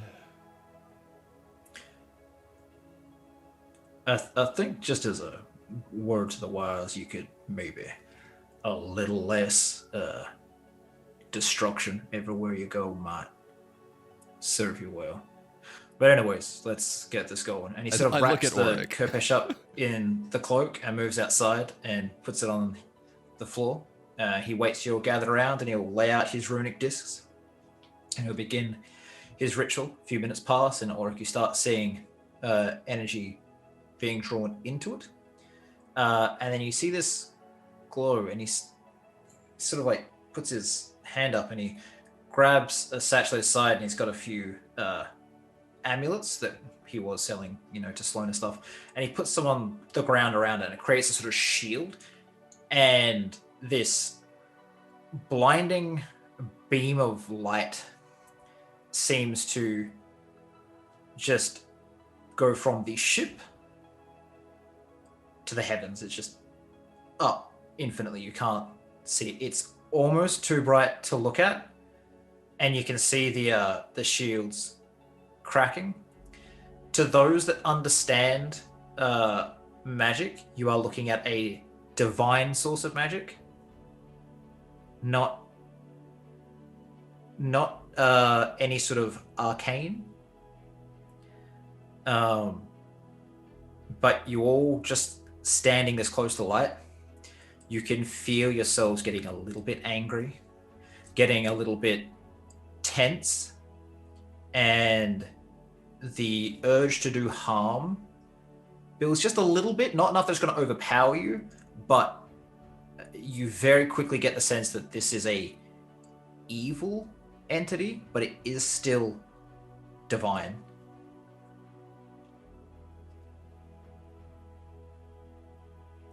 And he sort of sits there and he takes his hammer and just shatters one of the runes and the whole thing just stops. He's like, right. That's more than I've dealt with before. What did you learn? It's powerful. Oh, we knew Incredible. that. Yeah, but we were expecting to see some arcane magic or something demonic or Belonged to the gods. But it's and I don't think I think you potentially someone's bound an avatar of a god in that blade. What is an avatar? What does that mean?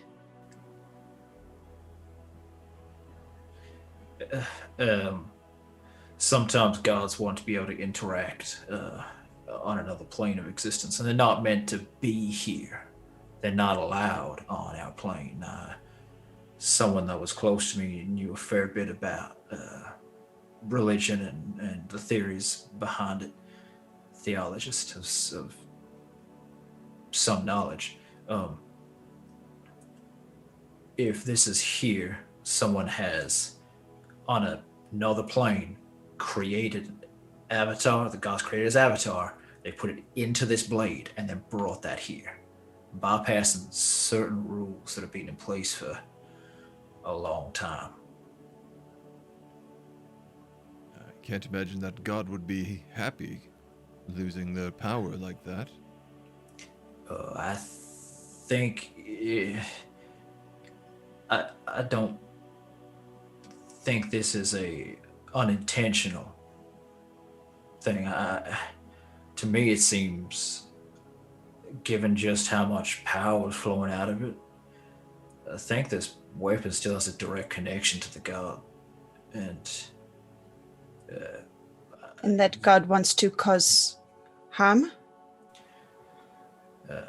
Well, there's a number of gods that are evil, and there's a number of gods that are warlike, and there's a few that those two circles overlap. So you might want to look into that a bit more when you get some time in a church or a library. Am I letting? On this. Sorry, what Am I- was that? Am I letting it do harm? Because I have that bond? I think this blade, this god might have chosen you. At one point, you must have, you've got a bond. At some point, you accepted this. Do I remember doing that? Shannon remembers doing that, but does Sloan remember doing that? If you had the vision, then yes. Yeah. Yes, I do, but I didn't know I was saying yes to a god.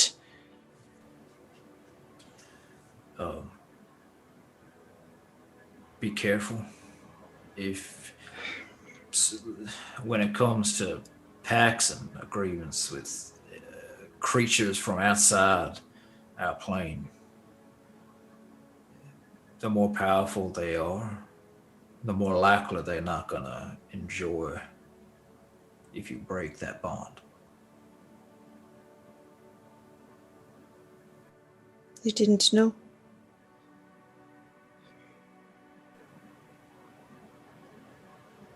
I'm sorry. Look, I don't know if I can help with this. I know you were looking at my other wares, and the problem is if this is bonded to you in some way, it's not going to let you use something else. You're stuck with it. Whatever power this is, you're its vessel. You're the way it's going to enact its will on the world. Hopefully you're strong enough to wield that power the right way.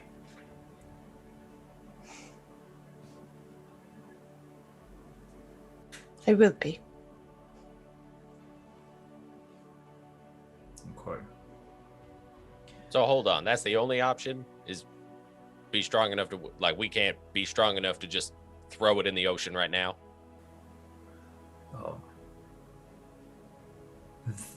If this god has servants and you try to get rid of that, they're either going to bring it back to her or try to break the connection. And the only way to break that connection is getting rid of dear Sloan here. I would And not that's like to not a- tangle with servants of a god of battle. I don't even want to tangle with Sloane.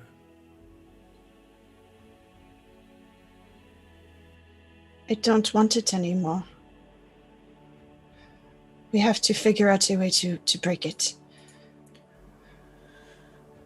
Unfortunately, this might be one of those living with the consequences moments.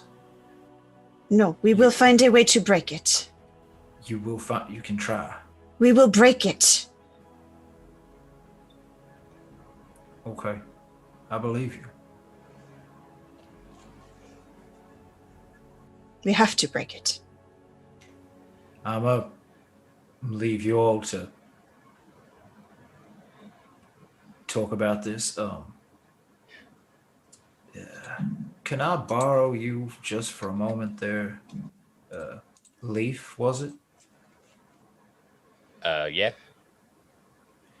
And he sort of just pulls you to a side outside the hearing of everyone else. Make sure he's not facing you. He's like, just be careful. If that's got a battle and she's getting amped up over anything at all, she could snap.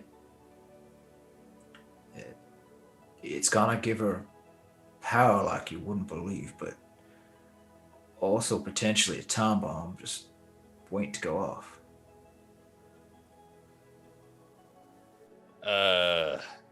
Yeah.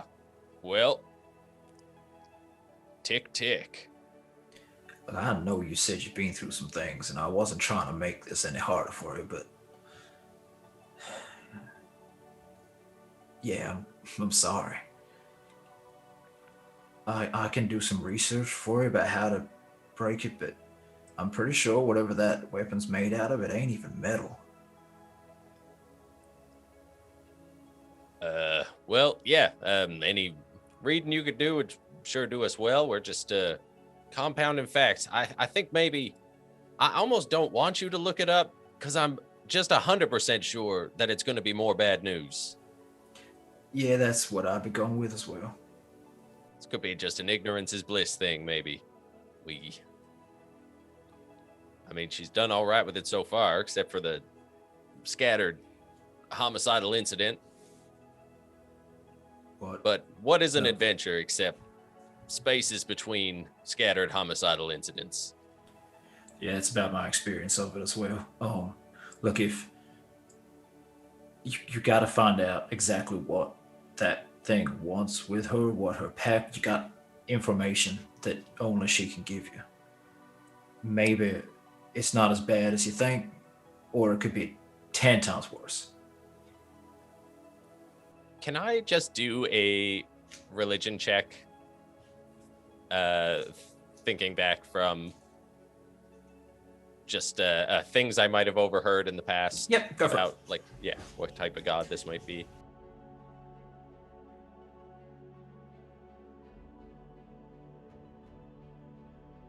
Ugh. It's a 3, which makes it a 15. Still 15. Right, so there is a little bit you heard of. A while ago, a bunch of gods of different religions all received visions of 3 deities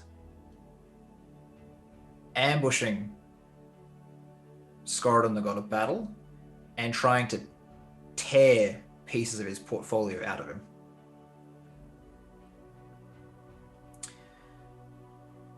There was the trickster god.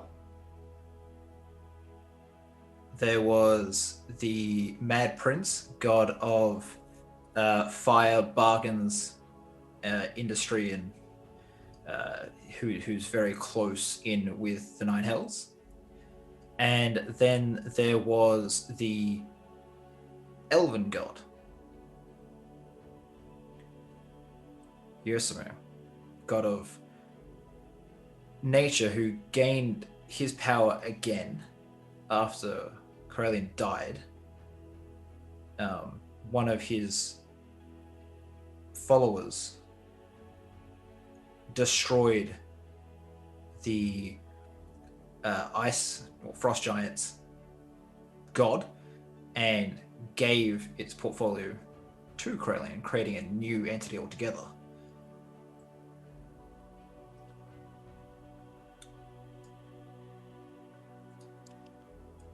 There's a high chance one of them now has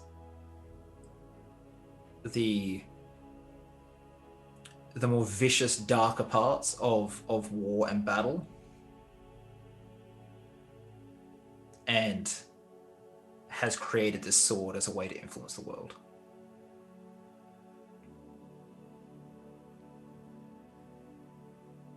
Yeah, Leaf pauses for a moment, goes through a bunch of increasingly worried facial expressions. And you okay? No, I'm not okay. I hate gods. I hate every one of them. Every single one of them. Nothing but trouble, the whole lot of them. Just sitting up there, doing whatever they do. Every single time that they just want to get their fingers into the whole bunch of us. Yeah, I know.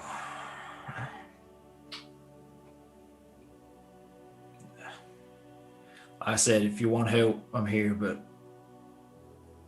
is that a yes to research and reading or a no? Yeah, read a book. I'll try. All right. Puts a hand on your shoulder. Good luck. And yeah, moves back below deck. Shit. I'll make my way back. Anyone with a passive perception over 20 can make a roll to see if they can hear that. That's me. I have a passive perception of 20. I know. I felt like I shouldn't just be like, Agent, make a roll. 19. Oh, my wisdom is so nerfed because of that terrible spell. I know. Unfortunately, just you can kind of hear the tones of it all, the worriness, the how worried they are, but you don't actually get any words. Yeah, I think that when Leaf comes over, Saros would just give him a look and go, everything all right?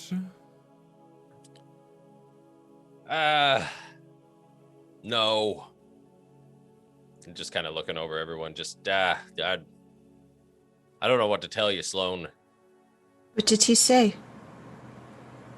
He's gonna Can we break it? I don't think so. Not currently. This is, God's meddling in our business. That is what the gods are for. I think, I mean, his best advice was be careful.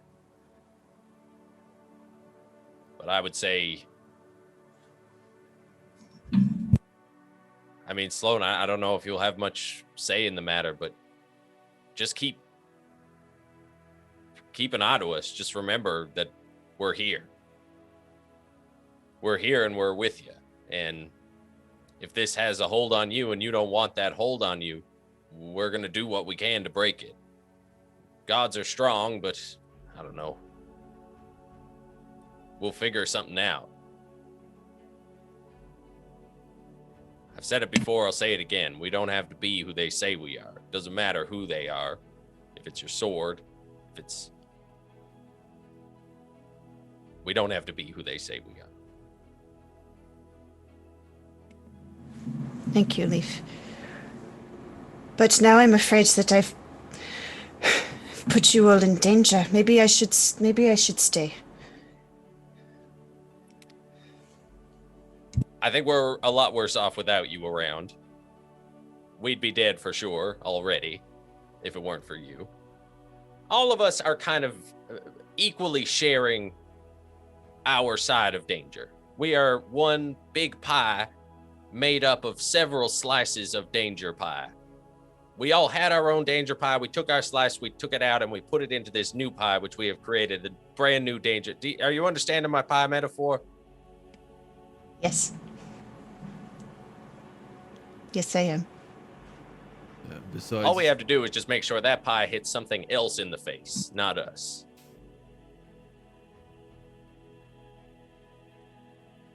all collectively spit in the face of the dragon cult.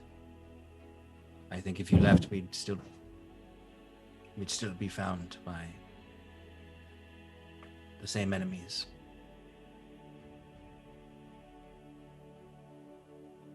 Alright. It is starting to get towards night. You can see the sun falling below the horizon. You can keep talking if you wish, but if you are as tired as I imagine you are after the last few days, you actually have comfortable beds and food. So, you can take the time to get a full night's rest, cover any spell slots, take your hit die, whatever you gotta do. Recover some damaged wisdom scores, perhaps. That Did we too. get back one wisdom, or I think it's one a long rest. Yeah. One long rest. oof? It's a long road. Man, I used to do one a week in an old campaign. That was nuts. Oof. Yeah. Right. So you're Jesus going to sleep, or Christ. you're going to keep talking? What time of day is it? It'll be about like 6:30.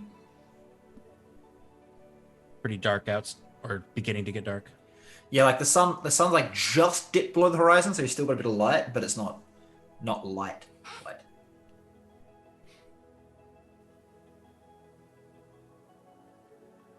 So sleep, awake. What's everyone doing? Yeah. Leaf's gonna Sleep. pack it in. I'm Sleep? gonna try and sleep. Yeah. I think we've been pretty injured, pretty beat up, pretty brain drained, wisdom drained, soul drained. What does that Yeah. count as? Can I Big just get, Drain. if you're all going to go to sleep, I just want wisdom saves from everybody. Ow. Oh. Can we Not them. heal our wisdom first before making this? Yeah. I'll allow that. I mean, Oh really? Oh. Oric would stay up as much as he could, given his trance. So he would probably stay up taking notes on everything that's happened, doing his own little thought experiments in his mind, trying to figure out. Simultaneously, he's dancing around with like, how do I get my magic back? How do I fix Sloane? How do I fix this? So he would be awake while they're sleeping, at least for now. Oh, Leave, buddy. It's a -1. Please tell me only they need to make a save, and you're not going to make the No, unconscious you're making a child make save. a save. Make save. I don't have access to Nia's sheet. Oh, give me 1 second. Just roll a dice. It's fine. Just roll Okay. a d20. Okay, hold on. So all we've got left to roll is you. Yeah. So Saros passes actually. Oh, So look, there's Nia, Leaf, Saros, Sloane. Still need Auric to make a save.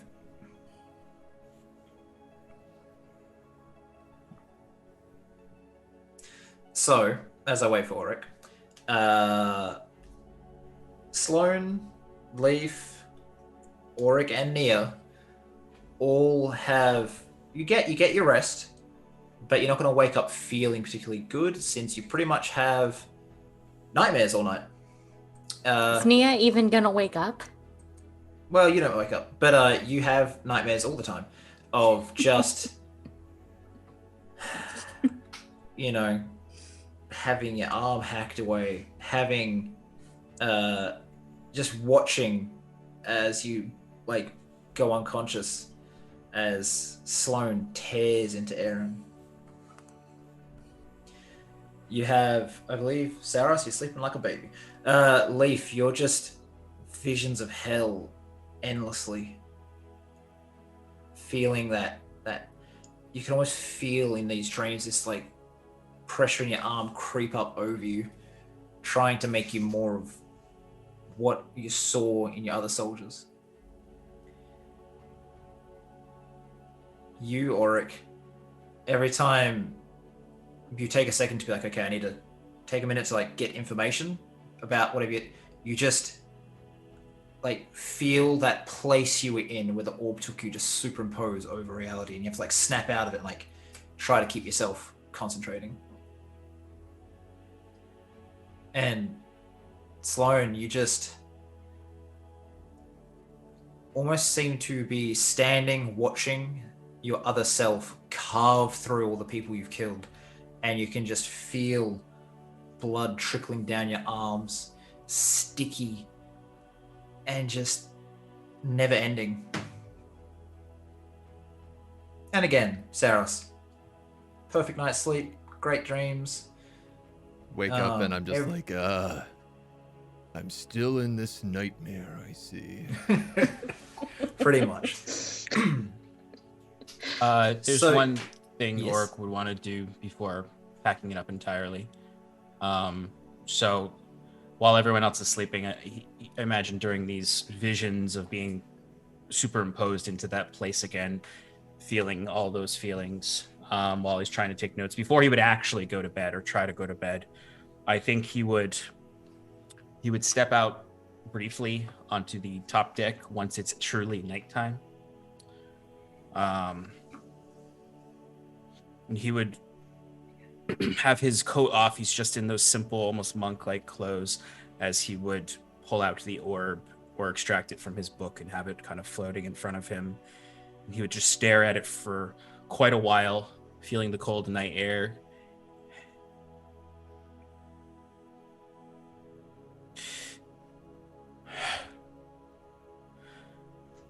No more will be revealed to me, I suppose, of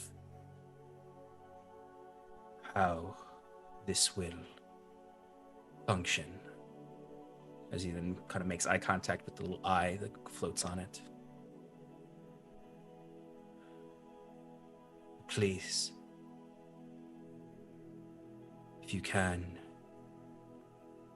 when you can,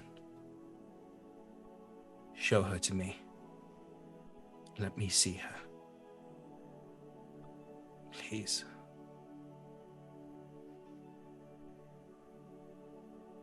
Not expecting a response necessarily, but...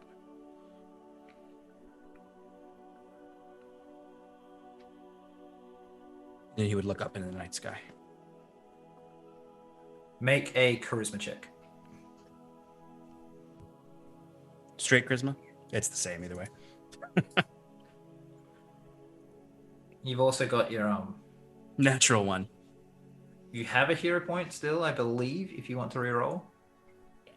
I'm gonna reroll. No way, take it. Yeah. Take that fail. This is yeah, It's up 'cause to you. this is... I'm gonna take the failure. You get a voice echoing out. What will you give?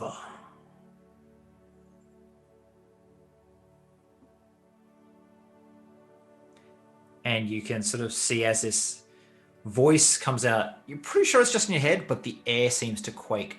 Dust and stuff on the deck starts like shaking and floating up. Water droplets start lifting into the air off the sea.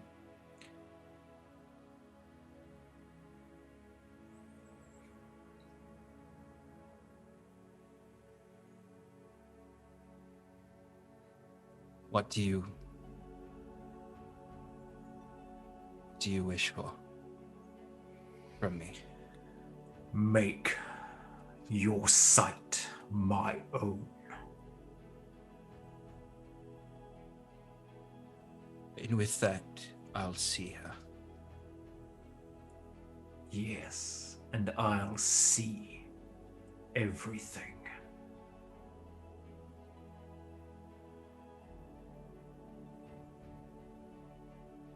Yes. You may have my vision. You feel your hand lift to your eye, the one that hasn't been changed. You can do the rest.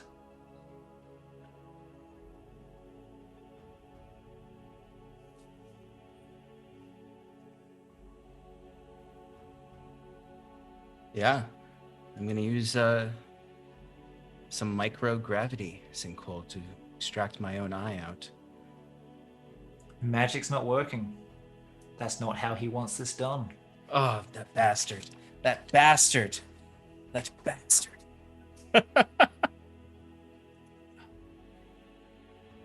Old-fashioned way. Oh.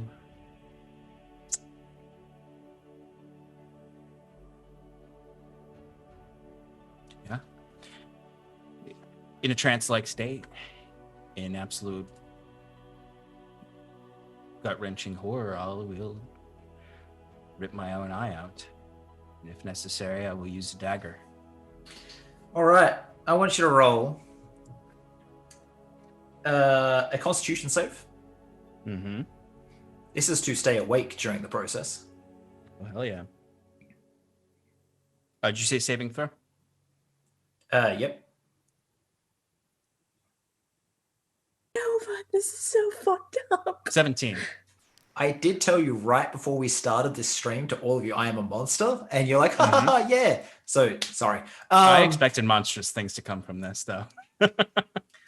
So, you're awake. Roll me 3d20. This is the damage you're taking. Lovely. Oh, yeah, that's right.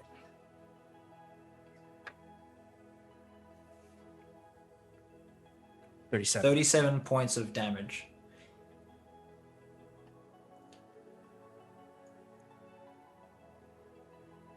Your eye in your hand, a ruined mess. And the orb floats to your hand, pushes that just jellied gore out of your hand, and then rests in your palm and shrinks down to the size of an eye. Finish it. And bloodied, messed hands, I will place the orb within my emptied socket. All right. You pass out. For you rolled a 1. So, we'll see what happens with that later. The rest of you wake up and you make your way to the deck. And there's an unconscious... sorry, there's not. My notes don't say that. There is a bit of a mess on the deck. There's a bit of blood. Something that, unless one of you has ripped out an eye before, probably can't tell what it is. You can make a medicine check if you want to. Oh, that's okay. Yeah, no, I've done that. Sloan, you've definitely done that too. Who else has ripped out eyeballs here? Actually, yeah, this is not the party to not understand what body parts look like. Yeah, no, this is a party of fucking sociopaths. All right, so you're like, oh, that's an eye, and then you can see it. I don't know that I can. And- 9. Well, okay.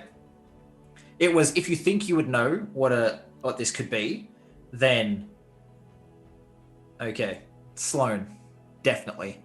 You look down at it, and you realize that it's a dark orb, ruined, but with those slight starlight specks in it. That's Auric's eye on the floor. Where is he? Is he not there? Not there. Oh my god, is he in the fucking orb again? Can I pick it up? You can. It's not exactly like it's just a ruined eyeball on the floor. Somebody's been gutting fish on the deck again. As you're all standing there in horror, you start to hear the sound of horses' hooves. And as you look out across the town, you can see there's a group of knights coming. Flying above those knights, 5 sanguinar.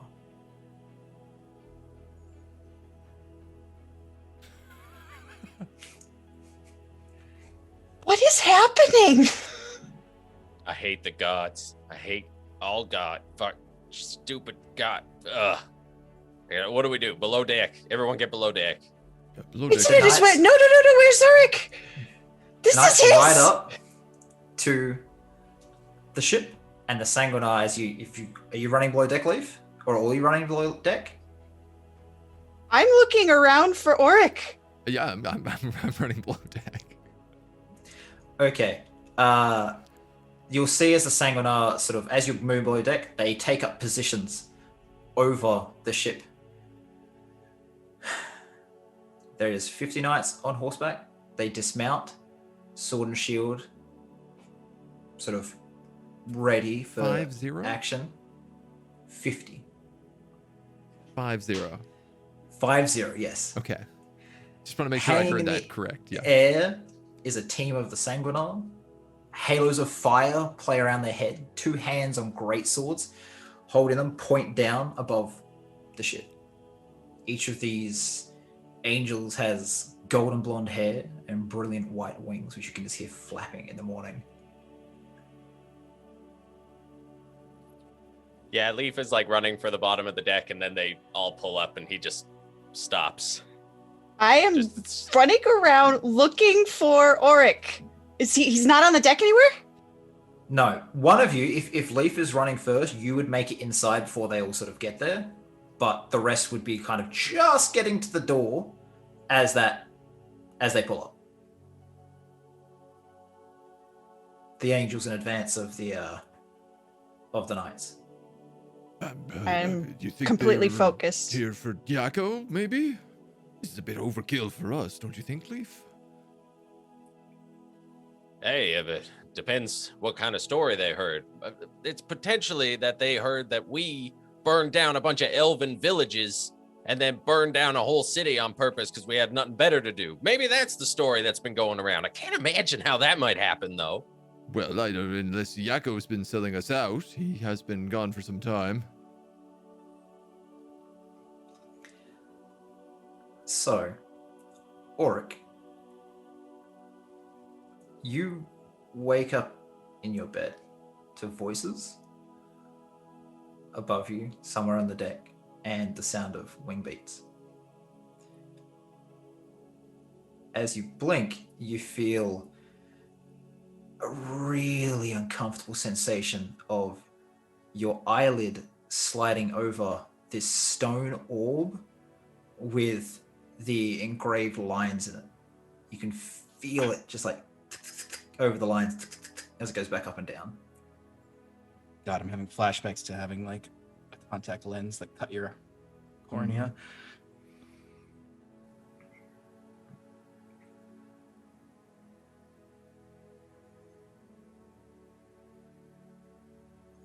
I'm screaming his name at this point. I would stumble up because I very much so imagine I did not get any kind of rest. You got like rest as in the term of like hit die, spell slots, that sort of Yeah, stuff, but yeah. you're a bit frazzled, yeah. I would kind of stumble around disoriented, getting out, hearing now the calling from Sloan, just sort of in those same monk-like clothes, kind of up against the wall, pulling myself until I would eventually get to where I imagine Leaf and Saros are in the below deck. I think they're all above deck still, right? Yeah, I think we basically stopped at the door. Yeah. Oh, you did stop. Okay, sorry. I thought that you guys got in. So, as you stumble out and you start talking, you then see all these knights and the Sanguinar. Do you say anything, or are you going to stay quiet and see what's going on? I would stay quiet. I'm so out of it right now that I think I'm seeing things. Okay. One of the knights steps forward, takes off his helmet. I am Captain Raphael of House Dusan. We will be taking you into custody in the name of His Majesty Rosenrecht, Divine Lord of Escatel. You'll be coming with us. Oh, geez, I mean, I wish you sent a bit of advance notice. We didn't put enough coffee on for all of you. Do they do coffee? Just dead stares at you. Currently, you are all wanted for a list of crimes, and we have not been commanded to bring you in one piece. But I think you might have the wrong crew here. Looks across to you. I had friends in Ankrum, and I heard about what you did at Fort Seifeld. If you give me a reason to cause you harm, I will, regardless of what repercussions I may face. I mean, I don't know who you think did it, but I can't imagine it was me. Eyes play across all of you. We will be returning you to Etrolon, where your fate will be decided. That is not going to change. I know Jaako and the dancer. He won't think kindly of you bringing this trouble to his ship. I have 5 Sangrenar here, and they will tear through anything you try to hide in. Yeah. We must take you in, despite what you are and what you've done. Some believe we might have need of you. So, come with me. I'll keep you intact and treat you with respect. There's a threat to the Empire, and apparently you are good at dealing with these sorts of threats. Looks at Leaf, looks at the Sanguinar, looks at Leaf, looks at the Sanguinar. Under most circumstances, I would be probably leaping off the front of this ship. But to tell you the truth, after the week that we've had, I'm kind of happy for a bit of mortal interference. You might need odd-sized cuffs, and he puts his 2 hands together. There's no cuffs, just get on the cart. It is coming into town now, and we'll be keeping an eye on you the entire time. Which of you is the mage killer?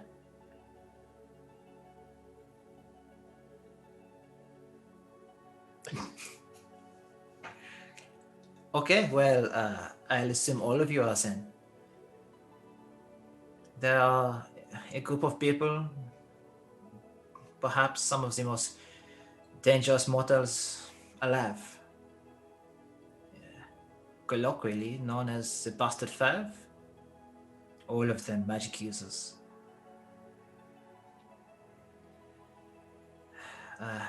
Apparently you are good at dealing with magic users.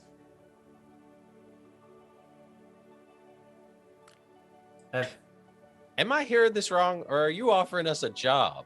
I think he's offering us a job. Or a sentence. I mean, it might not be a paid job, but how much is this job paying? It pays with your life. Yeah, that's worth a lot. Yeah. Right, It's worth a fair bit, honestly. That's probably one of the better jobs we've had in a while, if that's the case. Yeah. It's not like anyone else has really paid us. Yeah. I have not been told, but I've heard rumors that perhaps you will get a pardon of all crimes if you are to help in this endeavor with a few other things we require of you. All crimes. Oui. State-sanctioned mage killing, hey? This will not be like anything you have dealt with before. That's right. The Bastard Five, you said? Correct. God, that is a good name. There's 5 of us. Why didn't we think of the Bastard Five? It's not bad, hey? Obviously, you have not heard of these people before. They have not been in Etradale for perhaps more than a decade. I think they have come from Yador before this. Can I roll a history check and see if I would know them? You can roll a history check. Oh boy. I'm really bad at history though. Oh. Yeah, None. I know them. Got yeah, I none. totally know them with that critical fail. Yeah, absolutely. I will allow. Yeah. Well, they're one more of you Shut- to roll shut if you this. wish. Really? That is I'll- so many nat ones in one I have very session. good history, so I'll roll a history check unless someone else wants to. Yep, Not go for me. it. Okay. 20 will Dirty do. 20. Right. So, you heard of this before? Apparently, there's always 5 of them. Even when one dies, they always seem to show up as 5.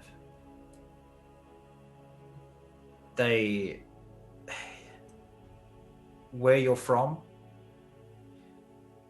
one of them, whose name was Madness, stopped through. Some sort of unstoppable, not nigh unstoppable, unstoppable creature that toys with its victims, driving them mad before killing them. You had mages that taught your professors, Auric, cast spells meant to destroy whole cities, and this thing just walked out the other side.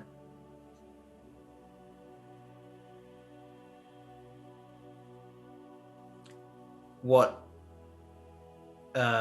in the little bit someone heard, like you kind of heard your professors talking about it at one point, and the belief is that they had developed some localized invulnerability around them or any individuals they touch.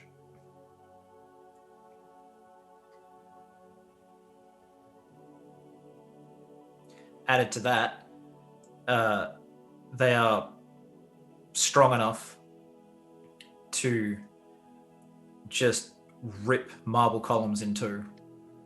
If they get out a run, anything in their way just dies.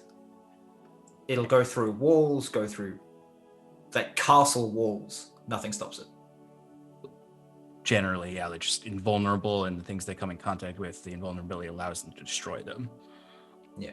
Are they, in the stories, are they, I know you said creature for Madness, are they humanoid or are they... Humanoid, yeah. Yeah, okay. Larger than a normal person, maybe 8 feet tall this one was. It's the Juggernaut. He's the Juggernaut. Yeah, that's exactly what I'm thinking of. Bastard 5. She's not even, or it's not even the leader. There's a leader to these people, which keeps them all in check. That you don't know who that is. I've heard that. I've heard of this group long ago. Do you want us to fight that? It seems to be the. We are not prepared to send our own forces against it. You are skilled at taking down things that you shouldn't. I heard a rumor that you dealt with a dragon. So, if you can deal with that, you can deal with this. Or am I wrong in my estimation of your abilities?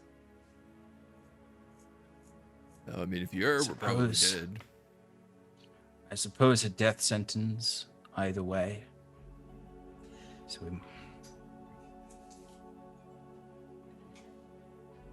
we have little choice, I suppose.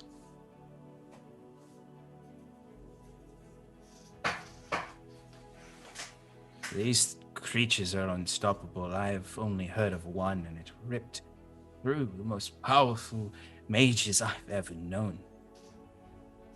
Stone and earth, and blood and flesh. Unstoppable.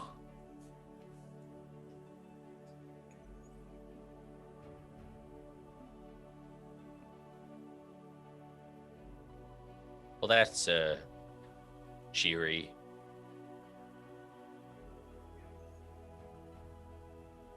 Well, at least we had a nice night's rest last night for once. Oric's covered in his own blood. cut marks all around his eye. Yeah, I think when you start talking about it, Leaf turns around and kind of sees that and just goes, "Oh God!" Yeah, like Ulrich is just like leaning one arm against the side of the cabin, and like I imagine his eye socket around it is completely butchered, and he's no surgeon when he cut that eye out. I imagine Sloan was like running around the deck, like overturning crates and barrels and shit, like just looking for him, and then eventually would see him and make a beeline for him, still holding his eye, and just like not able to say anything, just Ulrich would simply reach his hand out and take his eye from you. Thank you for retrieving this. I may have some use for it in the future. What happened? What? Why? Sloan, sorry. I don't think this is the time. Yes, we are taking you into custody, or we are fighting, and not time for you to, Do you not see that his eye is missing? Can we help, please? into the cart, please, and we will let you talk and help your friend on the way to Etrelon. It is okay, Sloan. It's fine. We'll talk about it later. It's not fine. Your eye. And she'll like take your arm and lead you, or just follow people. Said she will not lead the way out, but can we get her stuff or? I believe that Jaako could probably come to Etrelon. There's a port there. He could meet you there in a few days. How about that? Yeah. Not really prepared to give you things you could possibly use. Yeah, Leaf's gonna go walk up to the cart, kind of hop inside, sit down, and just shaking his head at Ulrich. Like, I'm gonna have to start tying all of you together at night. Is that what I'm gonna have to do? Can't let you out of my sight for 2 goddamn seconds. You're getting spells ripped onto his arm, your eyes torn out, possessed by God. Ugh. You better hope that magnetism doesn't turn back on. Okay, and with that cheery thought, as you're on the cart, it starts pulling away, you are surrounded by this wedge of knights with the Sanguinar always 2 above you and then 3 flying patrol. And for this week, your story ends there. At some point, though, Nia wakes up. Where am I when I wake up? You're on the boat. It's night. What was the last dream I was having? What was the last nightmare? Hold up. You kind of wake up to someone's giving you something. You got a taste in your mouth, and there's a man sitting in a chair, thin, well kept, attractive. Hi, Nia, is it? I think I tried to say something and it's like you got like cotton mouth. Yes. My name's Sam. I heard about what happened and have an offer. Don't have to take it, but I think you should. Where's Aaron? From what I heard, he's not doing well. What about the others? Sloan and Sarah's got hurt and... Calm down. They're fine. They left a little while ago. They're on their way to Etredale.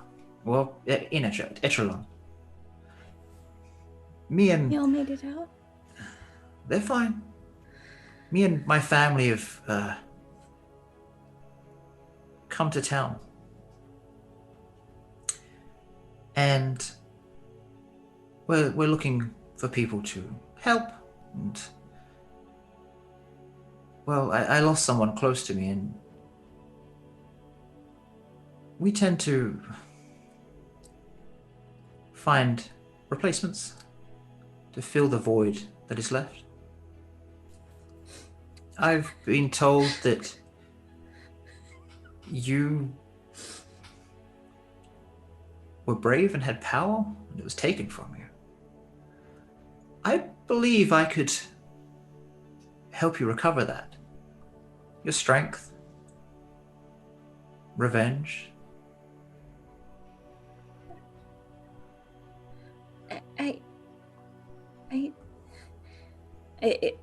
How much do I remember what the dragon said to me before I passed out? You should remember everything. Okay, so I do remember everything. Mm-hmm.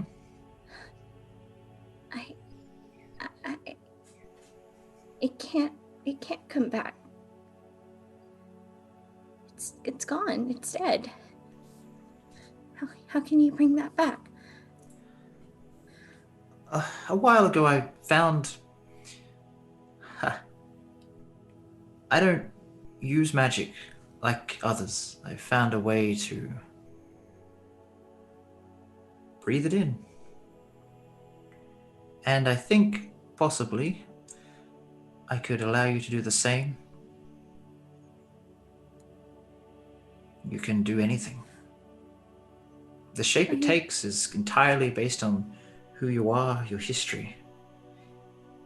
Your arm could regrow, your abilities come back. The dragon, I'm not sure. From what I understand, how do you know it was a dragon? Well, there's a man. It was a dragon.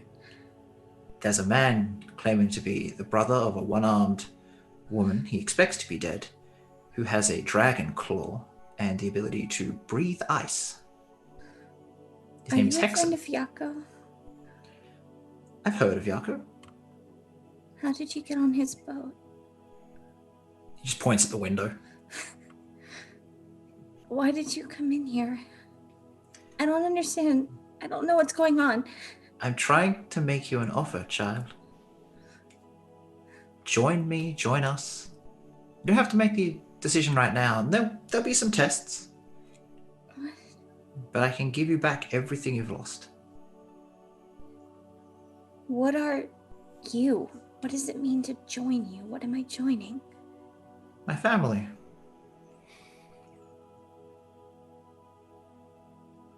She just tilts her head.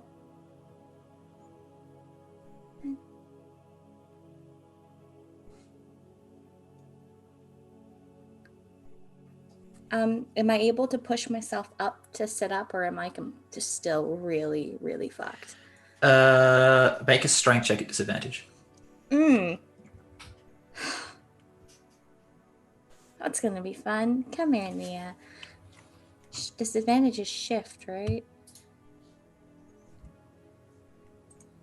I don't remember. Ability check.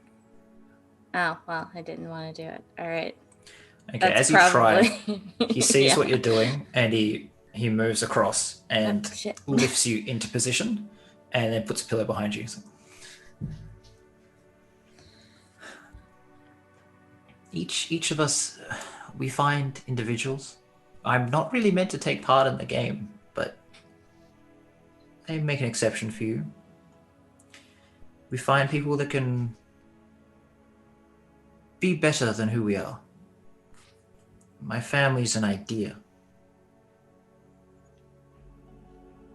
We're okay to be replaced as long as the family's stronger at the end.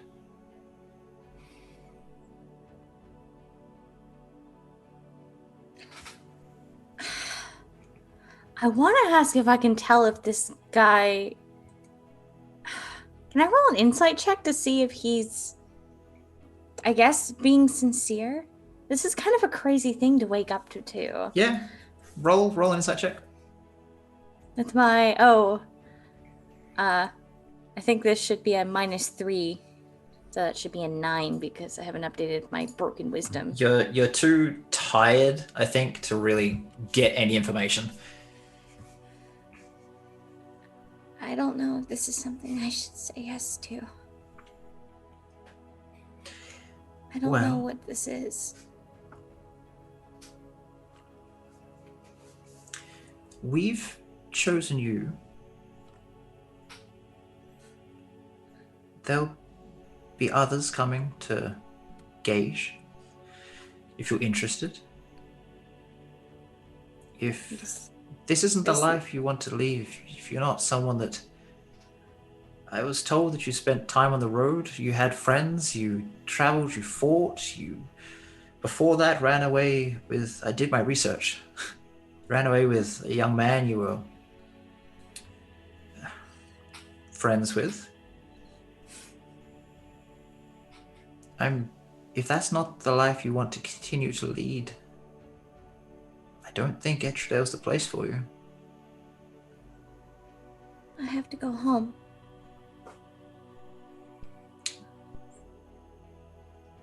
I could find out more about your home, and maybe... I probably shouldn't come back to the boat often, but I could leave a note or something. If that's what you want. Okay. I mean, I'm sure that can't hurt.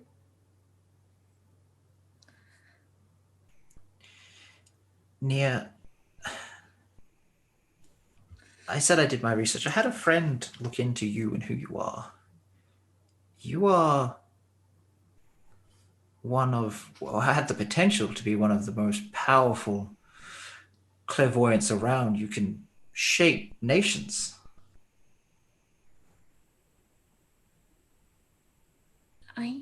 If you want to see where your path could lie,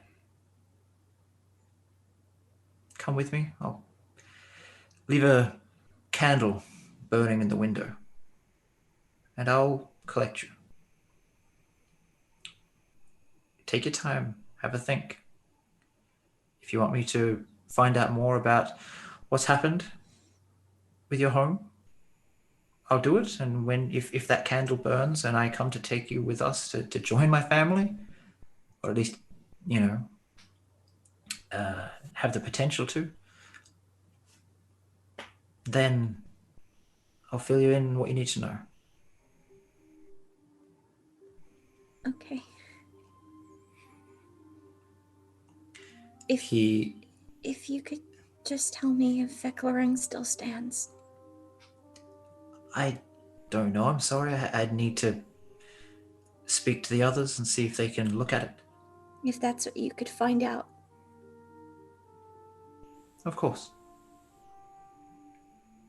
I look forward to having you as one of us. I think you have everything you need to survive. You're stronger than you think. Find that strength. Child. You can find the strength. Get back on your feet. No one will be able to stop you apart from you. And my family, should you become part of it, will protect you against everything.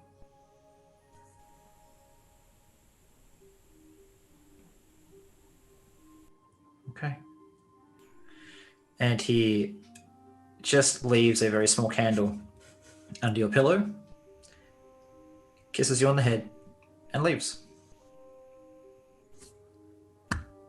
What did you just do? And that's where we'll end the session.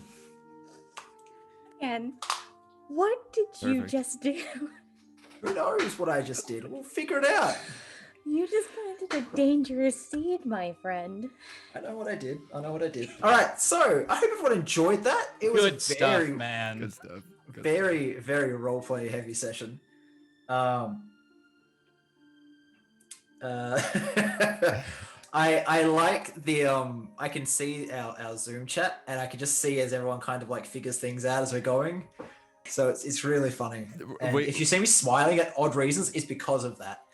There's going to be a good clip of literally the four of us just going, oh, all at once.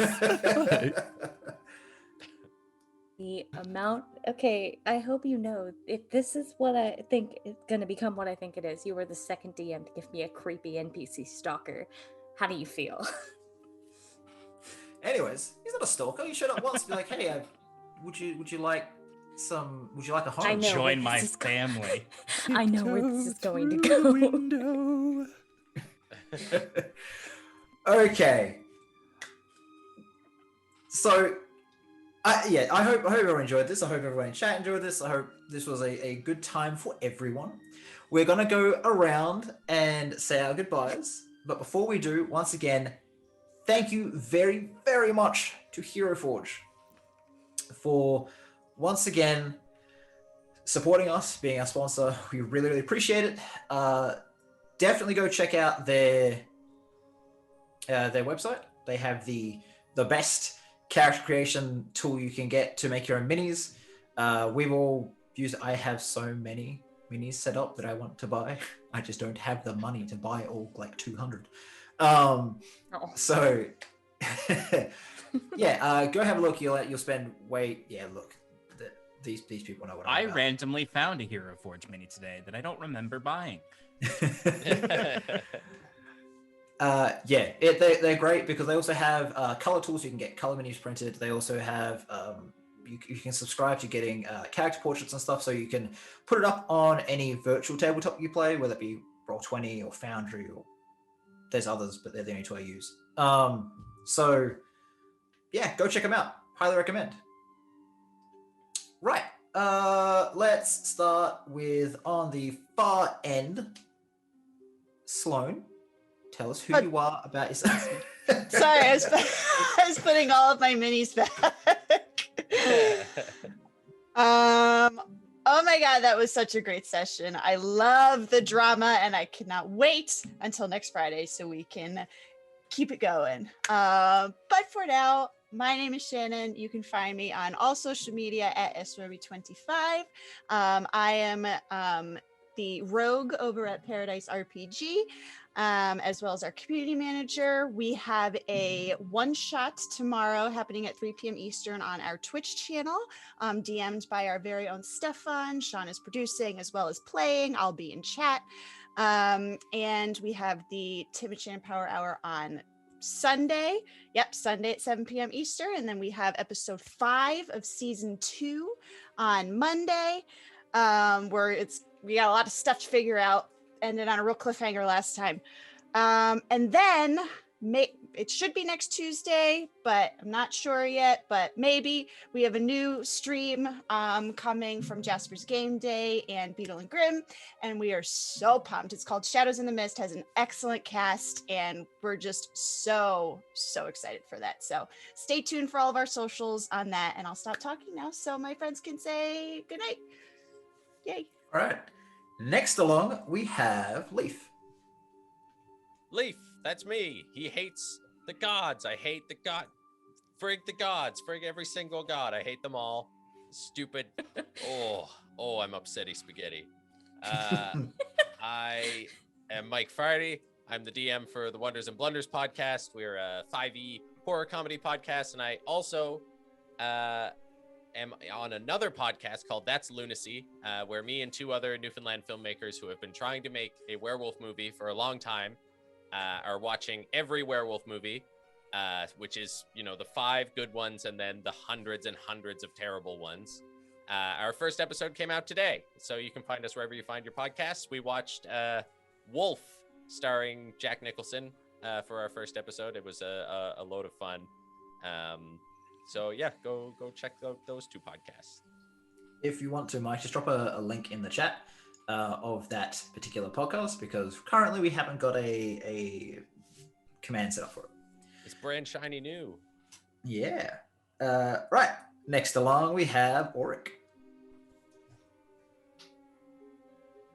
Hi, everybody. I am Sean. You can find me on all social medias at Odo_Sean. That's Sean spelled S-E-A-N. I play the lovely Auric, who is one eye down now. But he also hates the gods, unless they're giving him things he wants. But you can find me DMing for Paradise RPG every Monday night for our flagship show. Like Shannon said, we got episode 5 coming up on Monday. We've got recaps all over the place. If you want to jump in and join us live, it's also just fun to watch us mess around. And yes, it did end on a bit of a cliffhanger in the last episode. So it should be a really fun one this Monday. So come join us, 7 p.m. Eastern Standard Time. Paradise RPG is our Twitch channel, Paradice. We do like the puns over there. And yes, we have a one shot and yeah, plenty of stuff coming up. So check us out. And we're super stoked to be back in the game. Okay. We'll skip me, drop down to Saros Starweaver. That's me. I'm gonna shout myself out. My name is Kieran, also known as AgentNumberOne. I am part of the Wonders and Blunders podcast crew, where I play a giant lizard folk barbarian and also do the music and sound effects on the podcast. I'm also a Twitch streamer. I stream on Mondays, Wednesdays, and Fridays at 10 a.m. Eastern Standard Time, where I play overly complicated strategy games on the hardest difficulty and just beat my head against the desk, occasionally clutching out a win. Other things, I don't know. This I'm really happy we're coming back season 2 here. This was a lot of fun, and I'm really excited again for next week. And lastly, we have Nia / Relia, depending on the week. Hi, I'm Shelby, or Wystle, and I'm from the channel Whistle While You Work. And yes, I play Nia. I did not expect her to wake up today. I have things I need to think about, things that will keep me up, and I have a meeting really early tomorrow. Thanks, Nova. No worries. Right, yeah, hi, I'm Nova, or Nova1. I am one of the people that run this channel. I need to make sure I call out AJ, who is the other producer who helps us run other games, and 100% need to call out Brepai or Brepai or her, because without Bree, literally nothing would run. She does all the art, all the overlays, and in her spare time does admin when myself or AJ can't get to it. So huge thank you to her. If you want any more information about us, check the panels below. We'll try to get VODs up for this game within 48 hours. It can be a bit hard depending on how things are going in life, but yeah, we'll try. Other than that, Agent, do you want to find someone for us to raid? I'm working on it. Work faster. Shout out to Kieran for teching while playing. Yay. Amazing Yeah. job. Yeah. It is. Give me some insight into the amount of things we got to do while teching. Let me tell you. There's I a also lot. So many apologize people. if the music came through too loud or too quiet. I've got it like more or less muted, so I'm just like shifting it up or down a little bit. I think it's gonna come in quiet in the end. It comes in weird on stream because it's not what Let's we go hear. guys. And then also there's the whole thing where apparently my mic was going up and down, despite the fact I was like talking louder in some voices. I don't know. So we're rating Dork Tales. I really like their Based on name. They name look alone, That's a great They look like name. they got a really fun That's stream. so good. They're doing Great only name. episode 4 of a campaign, so it's probably a great time to hop in. It's D&D5e. They look like they got a great setup and are a lot of fun, so we'll give them a shot. Okay. All right. With a name like Dork Tales, let's- how do you go wrong, right? Like crushing It's it. impossible. Good name. That's a real good name. That's really good. All right, I will set up the raid. Here we go. Gonna say it off. Say Okay. goodbye, everybody. Bye, guys. Bye, everybody. Good night, everybody. Bye.